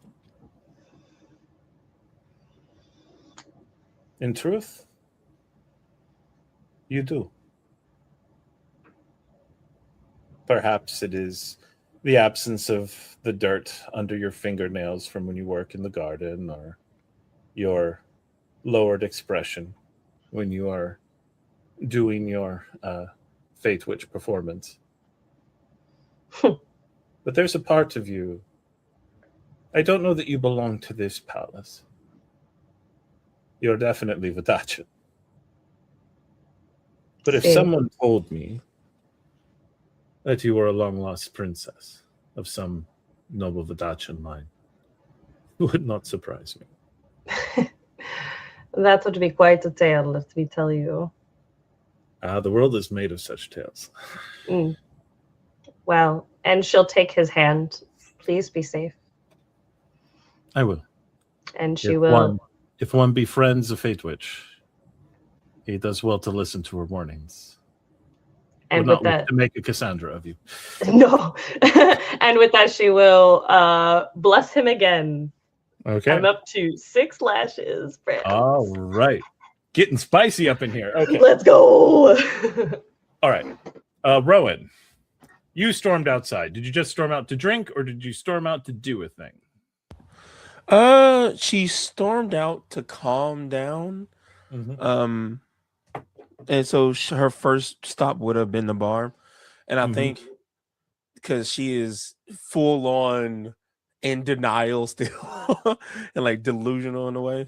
When she goes down, she does feel bad as she's going down the stairs about what she said to Mykolas, because she know there's a good chance that it probably wasn't all of his fault. Mykolas well shit talking in the chat. What we got? All right. That was super well placed. And she so as she's like walking down the stairs, for a second she will look to her right and just see Raphael sitting there drinking and smiling at her, and then realizing it's just a stupid fucking regular person. After she like shakes her head a bit, she is mad at me. The figure who looks so much like Raphael stands up, and you realize, no, this is in fact a Castilian. Oh no! And they're wearing a Vaticine pendant around the neck. They're no vestments of clergy or anything like that, but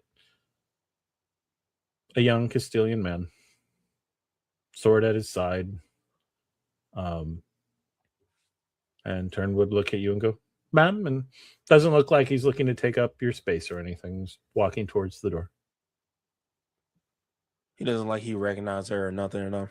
Not just obviously. I mean, look at her. Yeah. Wow, that's Rowan.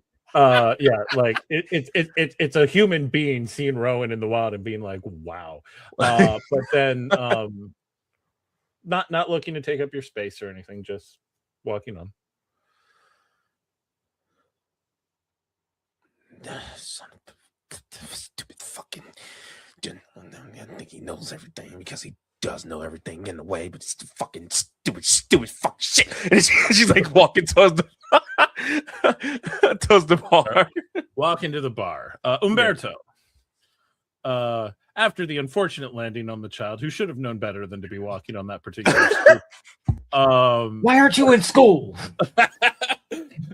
I'm a peasant. Right. Sorry, kid. Here, have money. Where's Umberto off to? Once he does his, his, I guess I'm just going to have to settle for the bronze on that landing. He also kind of feels bad because deep down, I think he realizes that whatever Mykolas has going on, he's not got it completely in the reins. So he's just going to kind of wander off and kind of case the place. The palace is huge, so casing it takes time. But as you're moving around, the closer you get to the palace, the more of a problem you start having. The waves of vertigo. You recognize it as hoarding. And it's not bad. You don't suspect a blusher. It's just your vision swims a second, and then comes back together. Okay, I'm fine. Happens again. Okay, I'm fine. You're like, there are portier here. There are a lot of portier here, and they're using their gifts. And the closer you get to the palace, the more intense it becomes. Once it gets to the point where he's just like, all right, this is why I don't drink.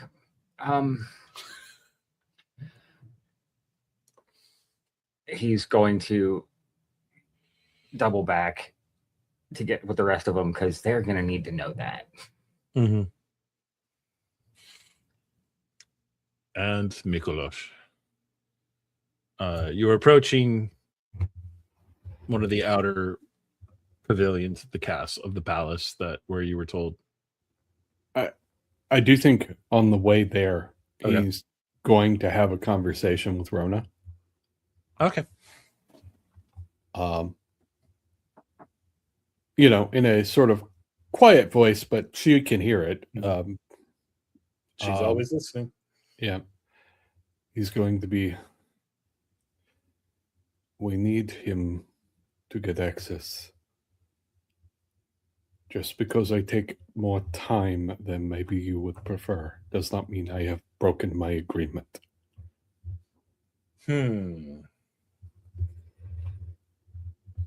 Give me a hard line.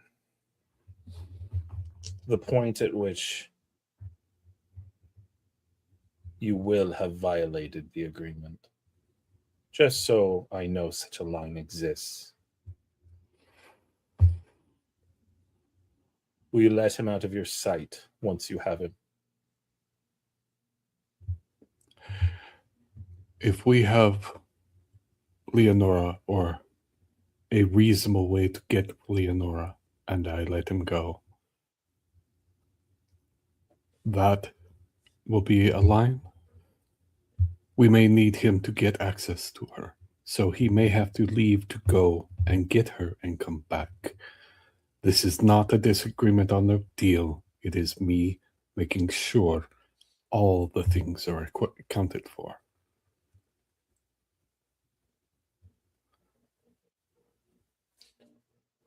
If you simply killed him, you would know exactly where to find her.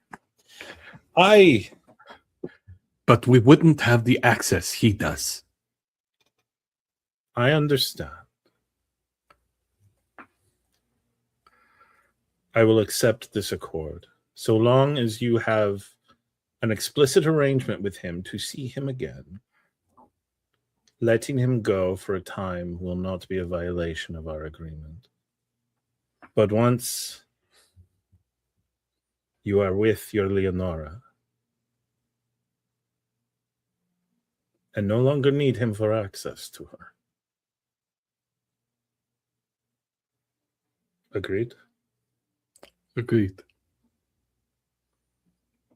The deal is amended, and you feel that kind of shiver at the back of your head as you kind of sense the new deal form.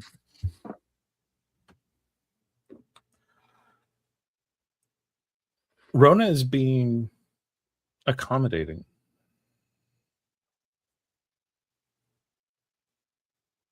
How does Mykolas feel about that? Mykolas has a plan. Mm-hmm. And the fact that she's accommodating this plan,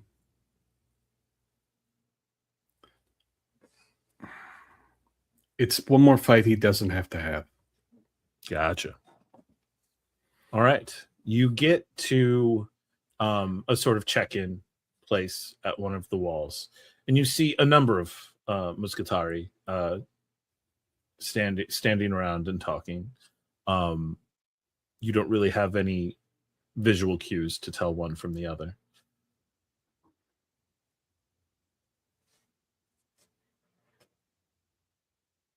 He's going to walk up. Actually, you do recognize Edmund. Okay. He will walk up to Edmund. Ah, Mykolas. Hello. Henri, this is the Mykolas Kelvan we spoke of.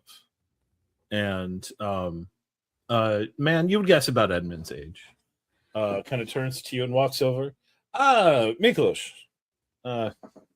Good to meet you. I am Henri Lacoste. Hello, Andre. He offers a handshake. He will shake his hand. Come with us. And Of course. he and Edmund just sort of walking along lead you not onto the palace grounds, but into the streets of Charus. Does it feel like we're looking for privacy? Yeah, it's not we're going into a dark corner. We're walking to where crowd noise will cover us, and Okay. eavesdroppers will have to work for it. Okay. I am it is not often that someone comes to Charus and asks for me by name, so you certainly had my curiosity, and I understand you're looking for someone else. I am. I was advised you would have the knowledge I need. You mentioned the fortune teller. We have one. Her name is Leonora. He nods. She appeared here 2 months ago, brought by one of the portiers. At first, they had plans for interrogations and the like, some portier business, whatever they call. They never explained themselves to us. But they report everything to l'Empereur, and when he learned that there was a fortune teller from Vadachi, it caught the imagination of the court.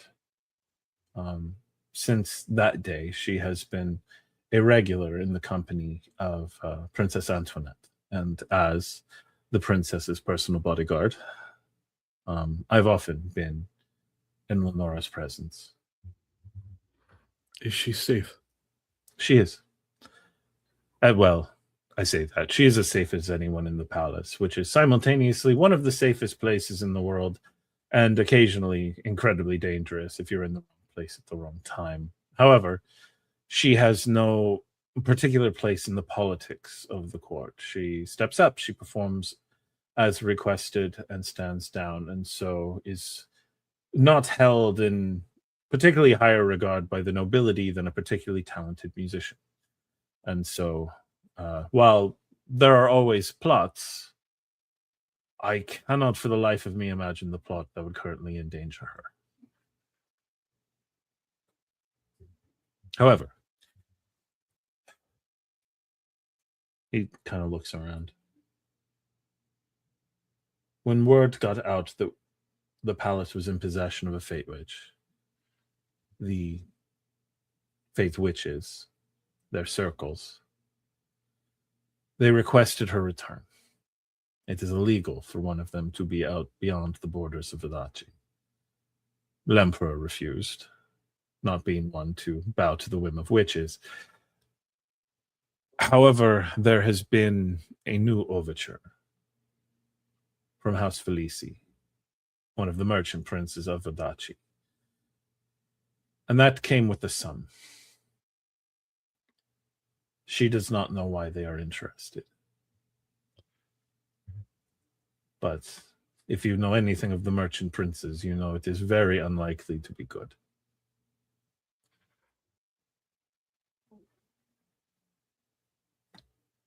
I have asked her in the past if she wished to flee.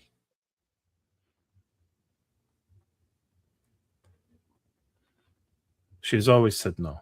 I suspect because she knows that those who are responsible for keeping her would be punished for it. I do not know what this business with the Felici is. I am not a noble myself. But I suspect if you are friends,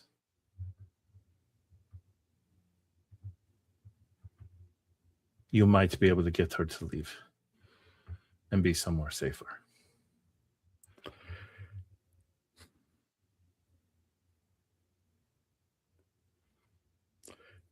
You should be... Do you care about her? She's a good person in an impossible position. I know something of that.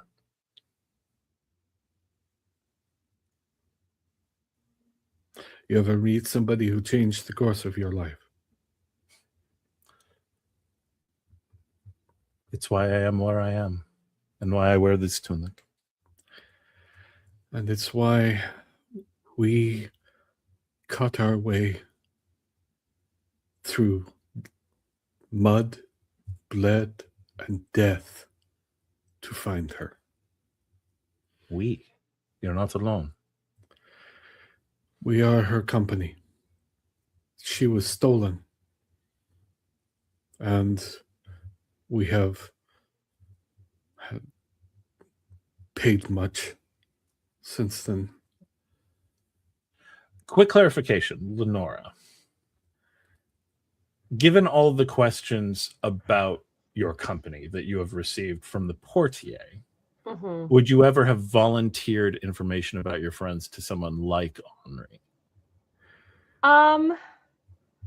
You would never have asked, so it would have been you talking about them conversationally. Right. I probably would have talked about them conversationally, talked about Umberto's wit, maybe without saying Umberto's name. I would be talking about Rowan's strength and how radiant she is. I'd be talking about Mykolas's determination and vigor, and just making sure that everyone is safe. And I'd be talking about Raphael's constant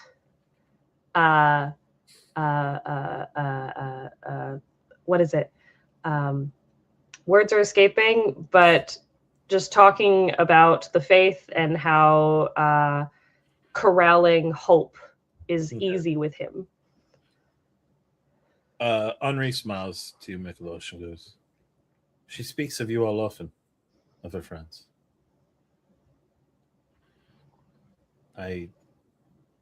She did not anticipate that you would know where to find her, and could not think of a way to get a message to any of you that would be guaranteed to reach you or without endangering you if it ended up in the wrong hands. So we found evidence that she was taken by a portier.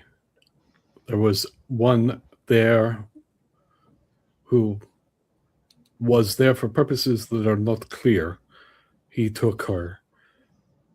We killed him in the battle, but there was another who took her here. Well,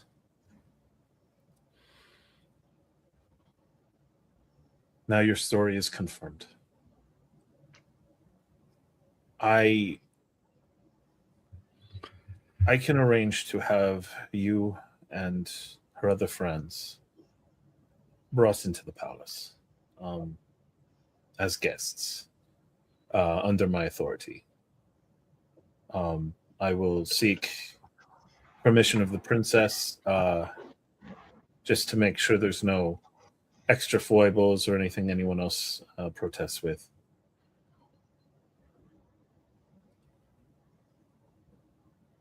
I can get you a meeting. And if at the end of that meeting she wishes to go, we'll work from there.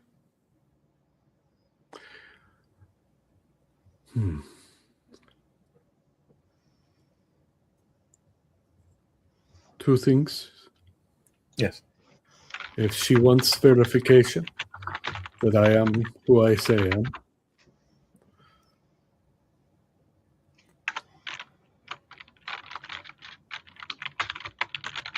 tell her that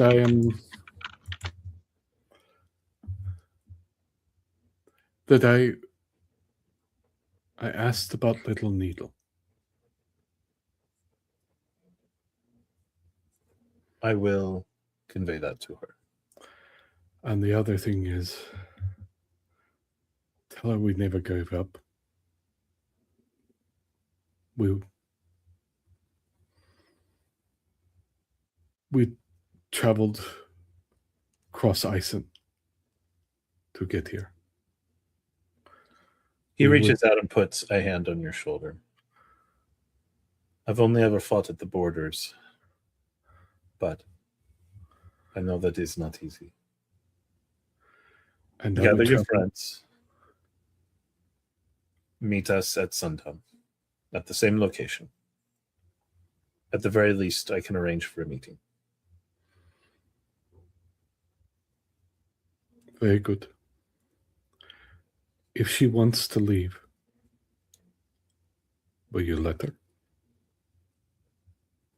I am not her minder. So if she wishes to leave, and that plan does not endanger Antoinette, then it is no duty of mine to stop her, and it will certainly not be my preference. Yes. If she wishes to go.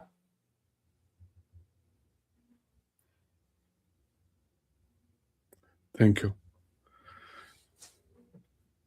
You are a good friend to her. She and I were kindred spirits in many ways. And he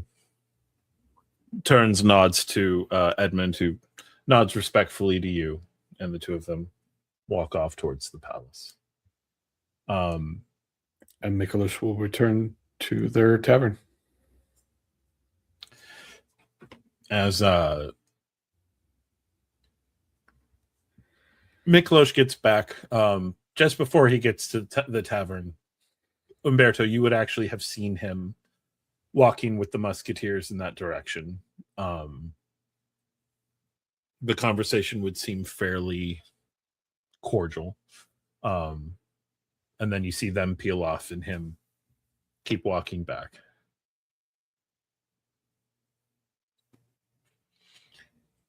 He would kind of duck around so he wouldn't see him, and then sneak his way back to the tavern. Mm-hmm. And when he gets back in, Rowan is still in the bar. Yes, very pissed off, and she can't get drunk, so she is just in there drinking and talking to herself. And Umberto will kind of sidle up next to her and ask the bartender for a drink, kind of rubbing his temple. Another whiskey. Please. Oh wait, no, you were in the. Oh yeah, I was in in the place where he stayed. So it's crappy wine or crappy ale are your options here. Ale works. Mm-hmm. Actually, no, wine. We'll do wine. He was in Felici. They're known for their wine. He'd go with wine. He pours you a wine. And no sooner poured than Mykolas walks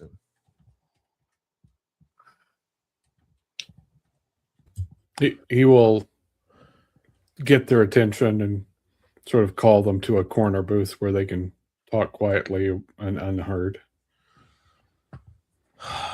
She'll like grab the bridge of her nose, and she's like, "That was the most painful hour of my entire life." I bet you mine was worse. But let's go deal with this. Fine. And she'll stand up and walk over to the corner.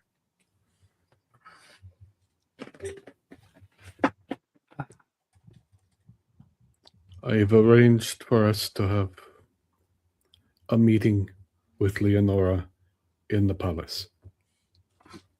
She has a friend amongst the Muscatari that are amenable and seems to care about her. Huh. Okay. Whatever we do, we're going to have to be careful because she may have friends there, but I have a lot of people like me in there. I mean a lot. Right. Well, I only know one way to stop that from happening, you know? And she doesn't even say anything. She just kind of gestures. Yeah, that's about right. I mean, honestly, from the sound of it, is that if he's a friend, is he just going to let her go? And if he just lets her go, then are we going to be facing? There's always somebody or something. As he put it, he is not her keeper. So I suspect he will not object. He might even provide us with guidance, but he will not go against a direct order or endanger his princess. Mm. Which is reasonable, I think. Sure. Whatever happens, priority is to get her out, right? Yeah. And then as far away from here as possible. as far away. Fuck. That took N wrong. Right. Shooting back over to the palace. Leonora, you are walking around, probably sort of nervously near the hedge, and you see Henri return with his friend Edmund, who kind of peels off once they're back on the grounds. Mm-hmm. And he walks over to you. Edmund was with me the whole time. I am well. She will, still with her parasol, being like, and so you are, and like shout out over the corner, be like, great job, Edmund. Very proud of you. He kind of, and then Henri does something he's never done before. He kind of gently takes you by the arm, not like gripping you hard or anything, but clearly kind of navigating you and pulls you over into the hedge. Into the hedge. Yeah, basically. And he kind of gives you a gesture to be quiet for a little bit, and he takes you to a little side thing. You know, this is normally if someone gets to this part of the maze, they are very lost because it's nowhere near the center, which is supposed to be what people are looking for.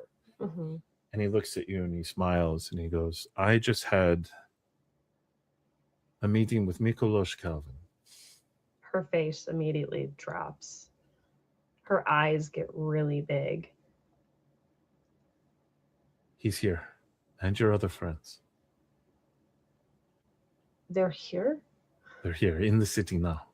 He said to ask after the little needle. And her eyes will start like welling up with tears. And she will start like almost like breathing heavier, not hyperventilating at this point, but just like in a tearful like relief. Oh my God, I did not think that they would ever find me. How did they find me? What, are they well? Did you see all of them? I only saw him, but he said the others are with him. They traveled across Eisen to get to you. Oh my! I will literally slap all of them upside the head because how stupid of them. And she'll just like go into a bit of a Dachshund like rant, just like cursing and blah blah blah. He holds up his hands and goes, if I may, they did come here to save you, so maybe let them do that first, and then with the slapping. Saving, saving. I promised we could arrange a meeting, and I'm going to go speak with Antoinette. All right. Letting them know that you have friends who've come to visit. She will not care. Yes, obviously. That is very kind of you. Are you? What are you thinking right now? If you wish to go with them, you go. Like I said, the way this is handled, no one will be blamed but me, and Antoinette will not allow me to come to any real harm. Well, I did not think this a possibility, and yet I am the one with fate on my hands. Oh my God. And she will like place her hands in her face in her hands, just sobbing in a quiet manner. All right. And you are not to tell anyone if I do leave. If you make your decision to go, I will not notice you leaving. And until someone tells me you are gone, it will not be of my concern. I know that you are being chivalrous and respectful, but as a Muscatari, I need to know, do you think it is a good idea for me to leave?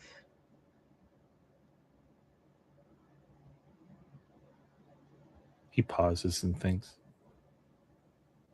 I don't wish to cause any harm to anyone. And I did a lot to come here. I made the choice to be here to save my friends. You and did. Now that they're here, was it all for nothing? Never. Leonora, never. You've been here. You saved them with the deal you made. The Portier have decided you're apparently no longer of the value they thought you were, and you are a favorite pet of Antoinette, but there will be others. I will see to it that none of the servants, none of your friends come to harm, and Antoinette will see to it that I do not come to harm. Now, I am not telling you to go. That is not my choice to make for you. But it is my belief that you would be happier with them than pretending, or maybe not pretending, whatever it is you're doing here. There is safety here, yes. But it always felt like you never, like I would see through you sometimes, like you weren't really here. I have a way of doing that sometimes. But all I've ever known was survival. And being able to taste cake while I do that was a bit of a relish. But you're right. I don't belong here. You will have a place here, if you wish it. But talk to them. Right. All right. I should go get my things. I should thank you. And she will take his face and kiss him on the cheek and run out of the hedge. He smiles. He grabs your arm before you go, and he says, if I may make a recommendation, the dress with the excessive petticoats, you could hide a great deal in there and no one would be the wiser. You see, that is very smart. However, it is very hard to ride if I need to. This is fair. And she will run to her quarters. All right. Any preparation the group makes before going to the palace? Sharpening multiple axes. I didn't remember having this many axes. I might as well sharpen it. Roan is just covered in axes now. Axes all the way down. She's using a small itty bitty axe as like a toothpick. Physically, she is going to be hiding because I imagine she got a very big wound and scar while in Eisen. She will be hiding that from Leonora because she does not want her to see that. And then mentally preparing just in case she has to be the one to tell her what happened to her loved one. So, Mykolas, preparations?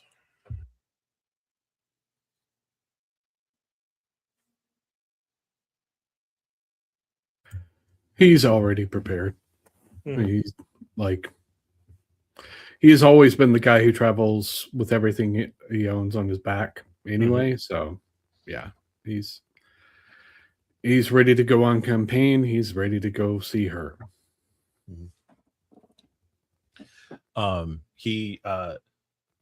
Lenora, you get a message through Amelie to meet Henri near the entrance to the Hedge Mage again at around sunset. And as she hands you that note, she's got a little bit of a look on her face. Amelie. I bring this from Master Lacoste. Oh, thank you. You seem a little too cheery right now. I may have noticed, it's not my place, but I may have noticed you two have been thick as thieves lately. Well, as we are attendants to the princess at different times, we are known to, talk a little more. And what? He is a fine man, and he deserves someone who can love him back. There would be quite a few who would be happy to know. She looks at her and says, he is a fine man, and he truly does deserve someone who could love him better than a princess could, but that did not come from me. As you say, madam. Amelie, I am afraid that our meetings might be cut short. I know that I gave you possibility of staying, but I may be off on a journey soon. Are you safe? I could not be safer.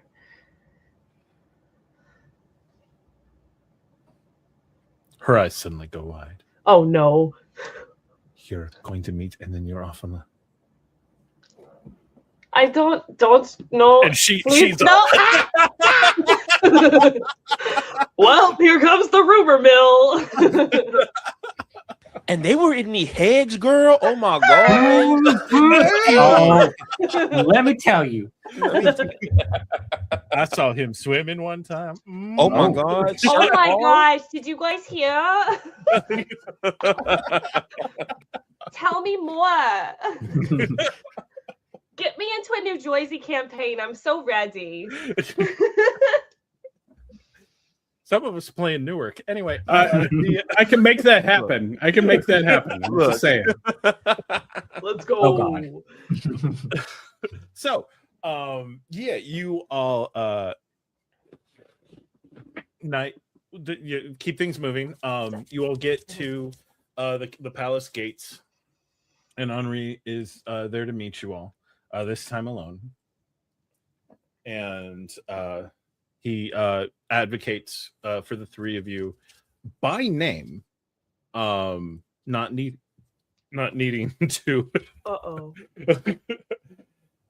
not needing the references, and he's like, this is Mykolas Kelvan, Roan Ibex, and Umberto Vitale, and they are here under my recognizance. Oh wait, you never told him Umberto's name, so and in another, they are all here with me. This is Muscatari business, and gate guards do not argue with musketeers, so you all are approved, and he leads you all in.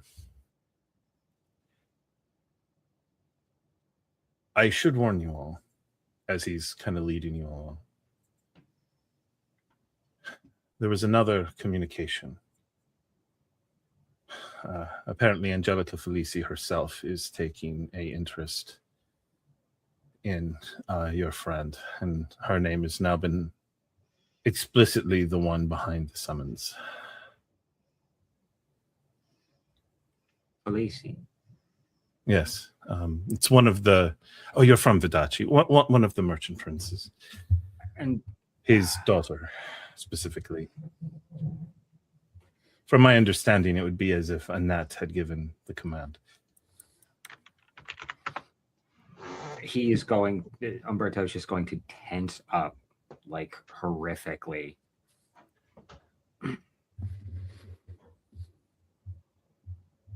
That is curious. Thank you. It's just over here, and he starts leading you all towards the hedge mage. He is looking you all over. As the sun is going down, is anything happening to Rowan? Oh boy, is it? Am I allowed to take small liberties again? Go ahead. She looks more elegant. Eyes are shining quite a bit. Hair almost looks longer and redder at the tips. She has not been doing her afro thing. Her hair has been messy and laid out at this point. So now it's like down her back. And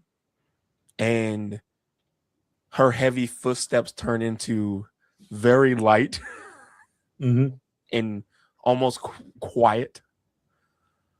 And who's this boy? This guy? The guy, Henri Lacoste. And he is a very attractive young man. Teeth is out. And she can't really help it. And maybe Umberto could probably hear her growling just a tiny bit. Kind of not like, like growling like I'm gonna kill the guy, but growling like hunger a little. And it seems very involuntary. Is that the word, involuntary? Like not on purpose? Yeah. That's okay. But yeah, that is what is going on. Pauses at Rowan's smile.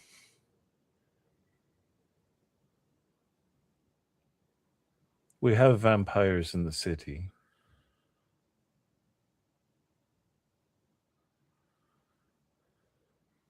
They periodically make trouble. I know you're a friend of hers, but it would be best if you saw to it that few saw you like that at night. I know you're about in daytime, so be cautious. There are hunters in the city. And I'm one of the hunters. Keep walking. And Rowan is intimidating. Henri, anyone with even one dot of empathy can see, not necessarily afraid. Not failing to take Rowan seriously, but just that air of, all right, noted. And leading you all around there, waiting by the hedge entrance, dressed in the way she's about to describe, is Leonora Orsini. She is wearing pretty much the same garment that you last saw her in 2 months ago. But the dress has been repaired. The holes have been stitched up. There's been a little bit of embroidery attached to some of it that resembles vines, some like vineyard vines of sorts, to give it that very, because she would insist on wearing this around the castle, but it wasn't pretty enough, so they had to pretty it up for her in order for her to wear it. And she has all of her vestments. She has her satchel with all of her belongings, and she has her veil on her face, or covering her face. And Henri is still standing near her, eyes occasionally flicking to Rowan, and his posture would be one that Umberto and Mykolas would both definitely recognize as he's not dead sure you all are safe for her. And so he's not in the way. He's not like cutting her off or standing between you, but he's in a position where he could get his sword drawn and be between you in a couple of steps. And as you all approach her, she decides to read you all to see if anything has changed in the past 2 months. As you look at them, their arcana are unchanged. You see Rowan's are darker. Rowan, who is the wheel and the wheel. Mm-hmm. The wheel has always had spokes. This is the first time you've seen it where the spokes look almost like teeth. Mm. There's a hunger to both the hubris and the to both sides of the card. And you look over and you see war shouting from Mykolas. And you see the death mark connecting him to Henri.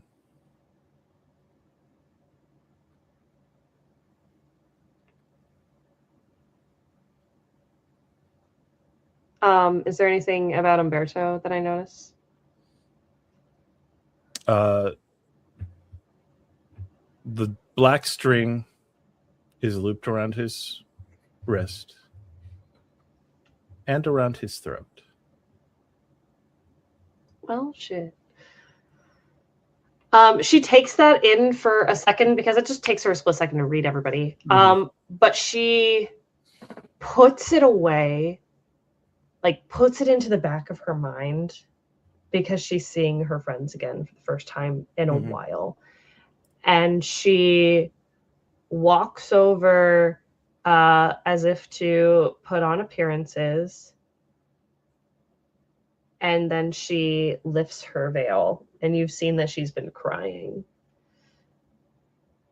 I can't believe you all are here. And she will like run up and hug Mykolas. You know, give her a big hug, like pick her up off the ground hug. I cannot describe how much I missed you. You'll have to tell me everything. And she will run on over to Umberto and give him a hug. Gugino, I can't. And she'll just like give these fingers, like, how stupid. And then she will just like do like one of those, like just wrap around the waist kind of dealios and like hug as tight as she thinks she can, but it's not very tight. He will return it, but it will be not as warm as it might be. Mm-hmm. And she said, I can't believe you're all here. Loud enough for all of us to have heard, right? Uh-huh. Not all of us. What do you mean? And she's going to run up to Rowan and just admire her beautiful physique right now and just like wrap her arms around you, around her, and just be like, I have never known what this feels like to miss so much. Where's Raphael? Ron is not looking her in the eyes. She has her head turned, and you'll see her just dig in her pocket and pull out one of his rings, and takes her hand and places it in her palm. Something happened. We will explain, but this is not the place. For once, I agree. Yeah. Yeah. And she'll take the ring and she'll hold it up close to her chest. And she will say a blessing, or she will like say a prayer that she's probably often spoken all the time when she would attend services. But with Raphael to the forefront and perhaps changing some of the language that he would have said in their presence, and we'll just like speak that in Vidachin. And then we'll put a hand on Rowan and be like, I'm so sorry. I should have been there. I thought and she will like start to crumble before all three of you. I don't think Rona's gonna allow her to like get low in any type of way. She will hold her up with one arm.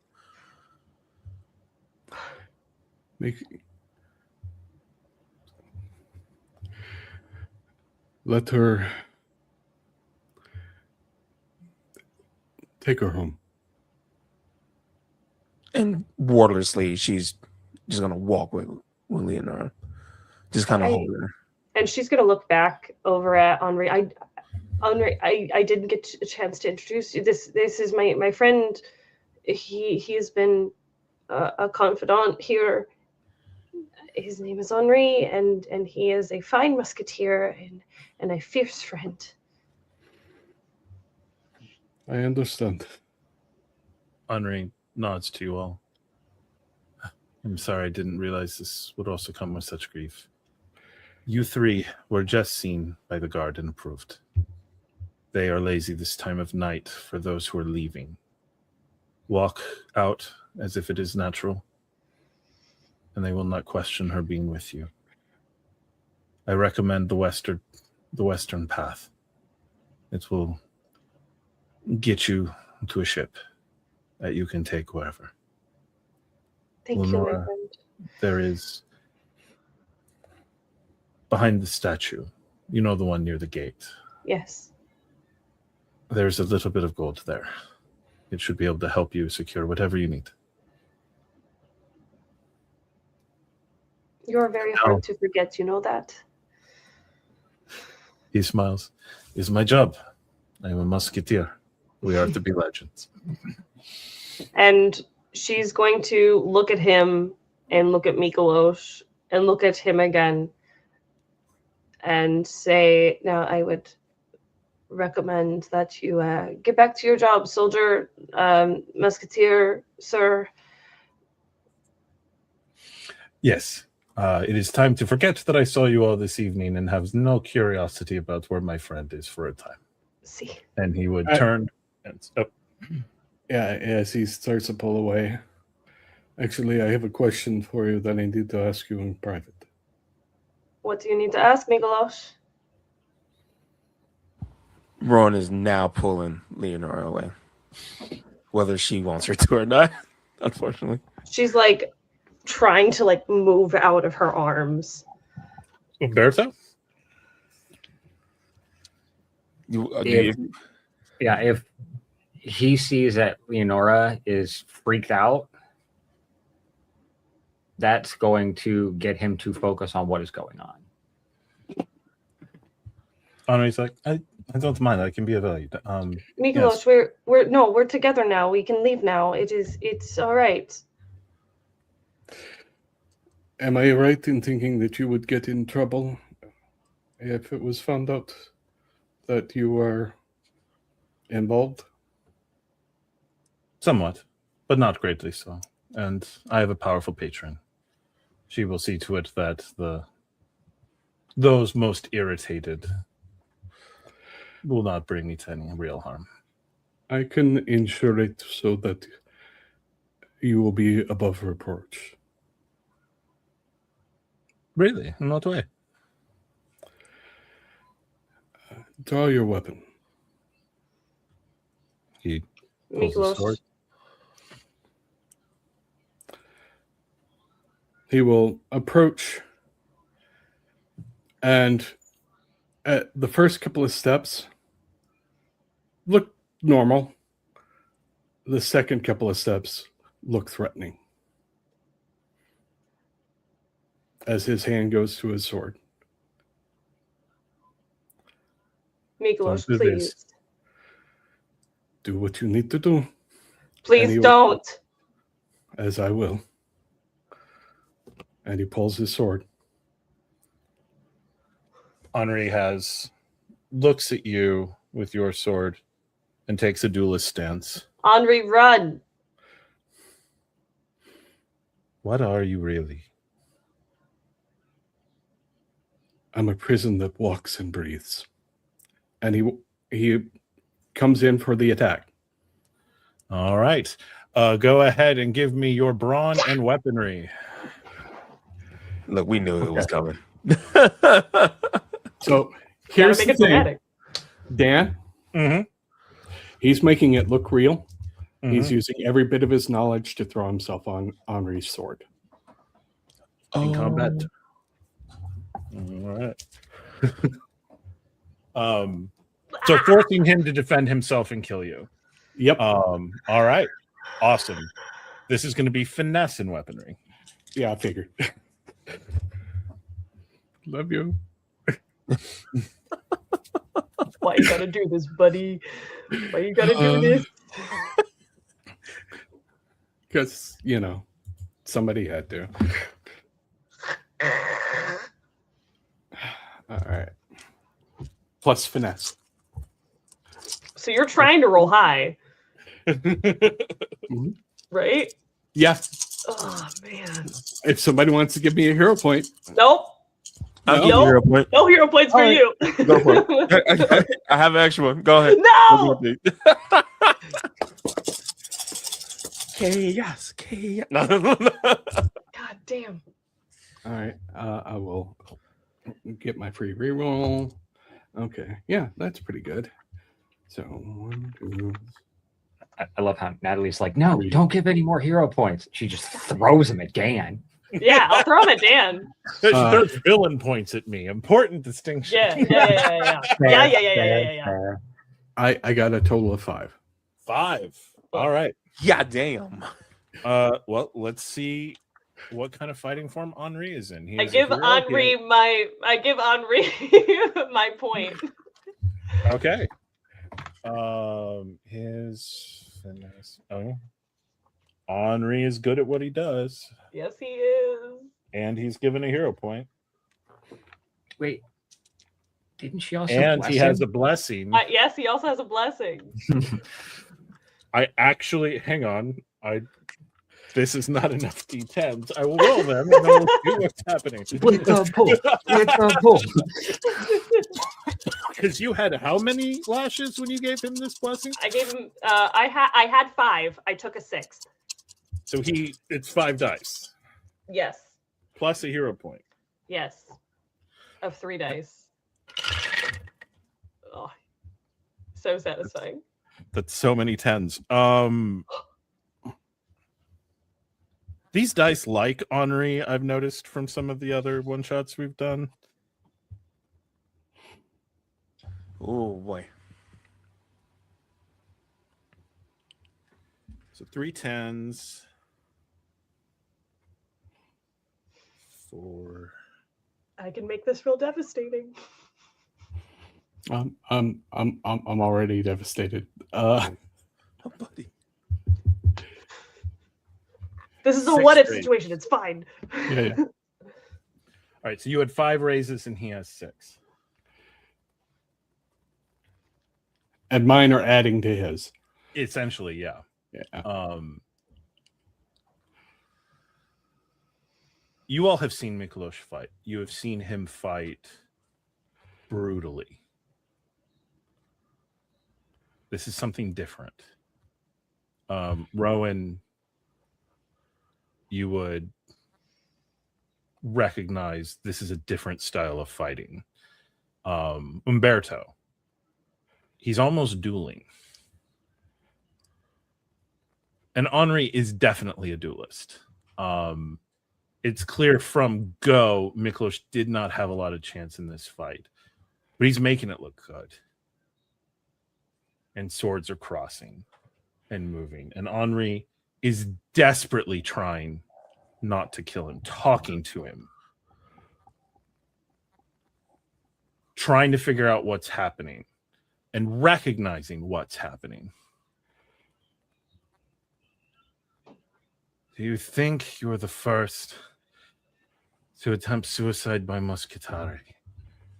Why? And as he He's not going to say a thing until the blow lands. Okay. You come in and you get this massive in that knocks Henri's blade back. And you're coming in for the move.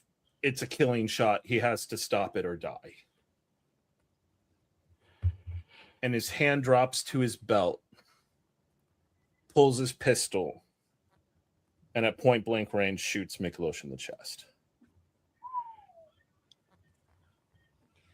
Mykolas, in that moment, will drop the weapon and grab him by his shoulders and go, "Thank you.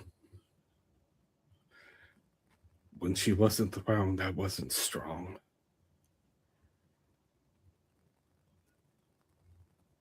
And I didn't want the last thing I did to be hurting her." Then why?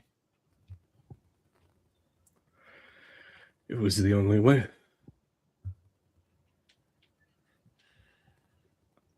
Lenora is running and screaming and like Oh. trying to. Yeah, no, I'm getting out of your grip. If I have to bite you, I will.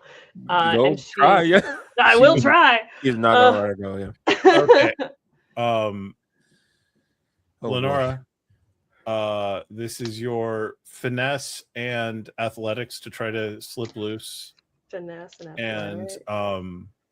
Rowan, it is your resolve and brawl. Leonora has my hero point. Okay. Oh, Let's make it God. interesting. Okay. Yeah. 1 second. I gotta get more dice. In my coffee cup. Umberto is going to try to get between her and Mykolas in case she does get free. He's going to try to stop her. I see the side everyone's on. It's fine. Here we go. Oh, good. boy. Okay. 1, 2, 3. That's the one thing I always forget about this game is that I have to do so much fucking math. 5. I got 5. You lucky duck you. I got 4, but I'm like super shy of 5. I know. Like I have you take, 1. Yeah. You take 2 minor wounds from the bite, Rowan, and Lenora's loose and is running out. And Umberto, you step out and you get in the way as Mykolas falls to his knees. And Henri just staring down at him. And suddenly, Mykolas' head whips back. And his eyes glow. And smoke is pouring out of them. And a voice seems to come out of him, though not enunciated by him. That was not the deal.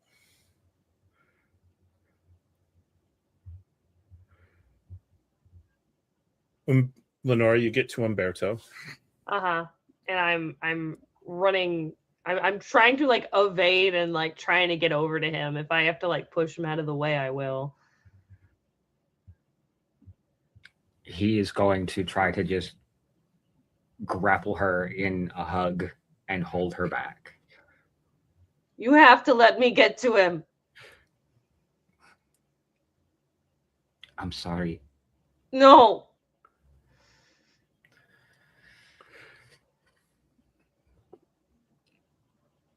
You don't understand. I understand plenty. Could you know he's dying? I need to be over there. He's the reason. And so what if he's the reason? It does not condemn him to death now, please. It was his choice. It does not matter. I wish my choice. It is my choice.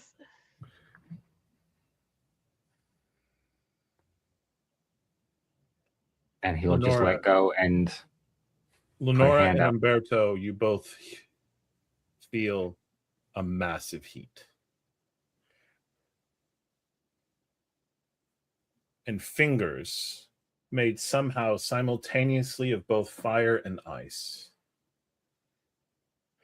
curl under Lenora's chin and raise her and force her to look up.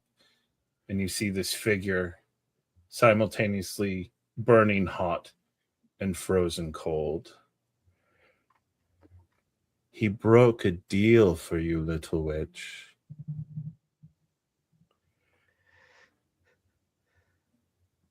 And now it's time for us to dance.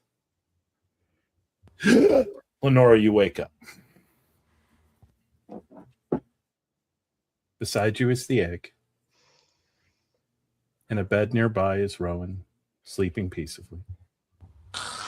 And with that, we are going to bring this episode to a close. Thank you so much to all of my players. Thank you so much to Basics of the Game for hosting us. Thank you so much to Dragon of the Dark Rose for producing us. And until next time, keep playing more games. They're not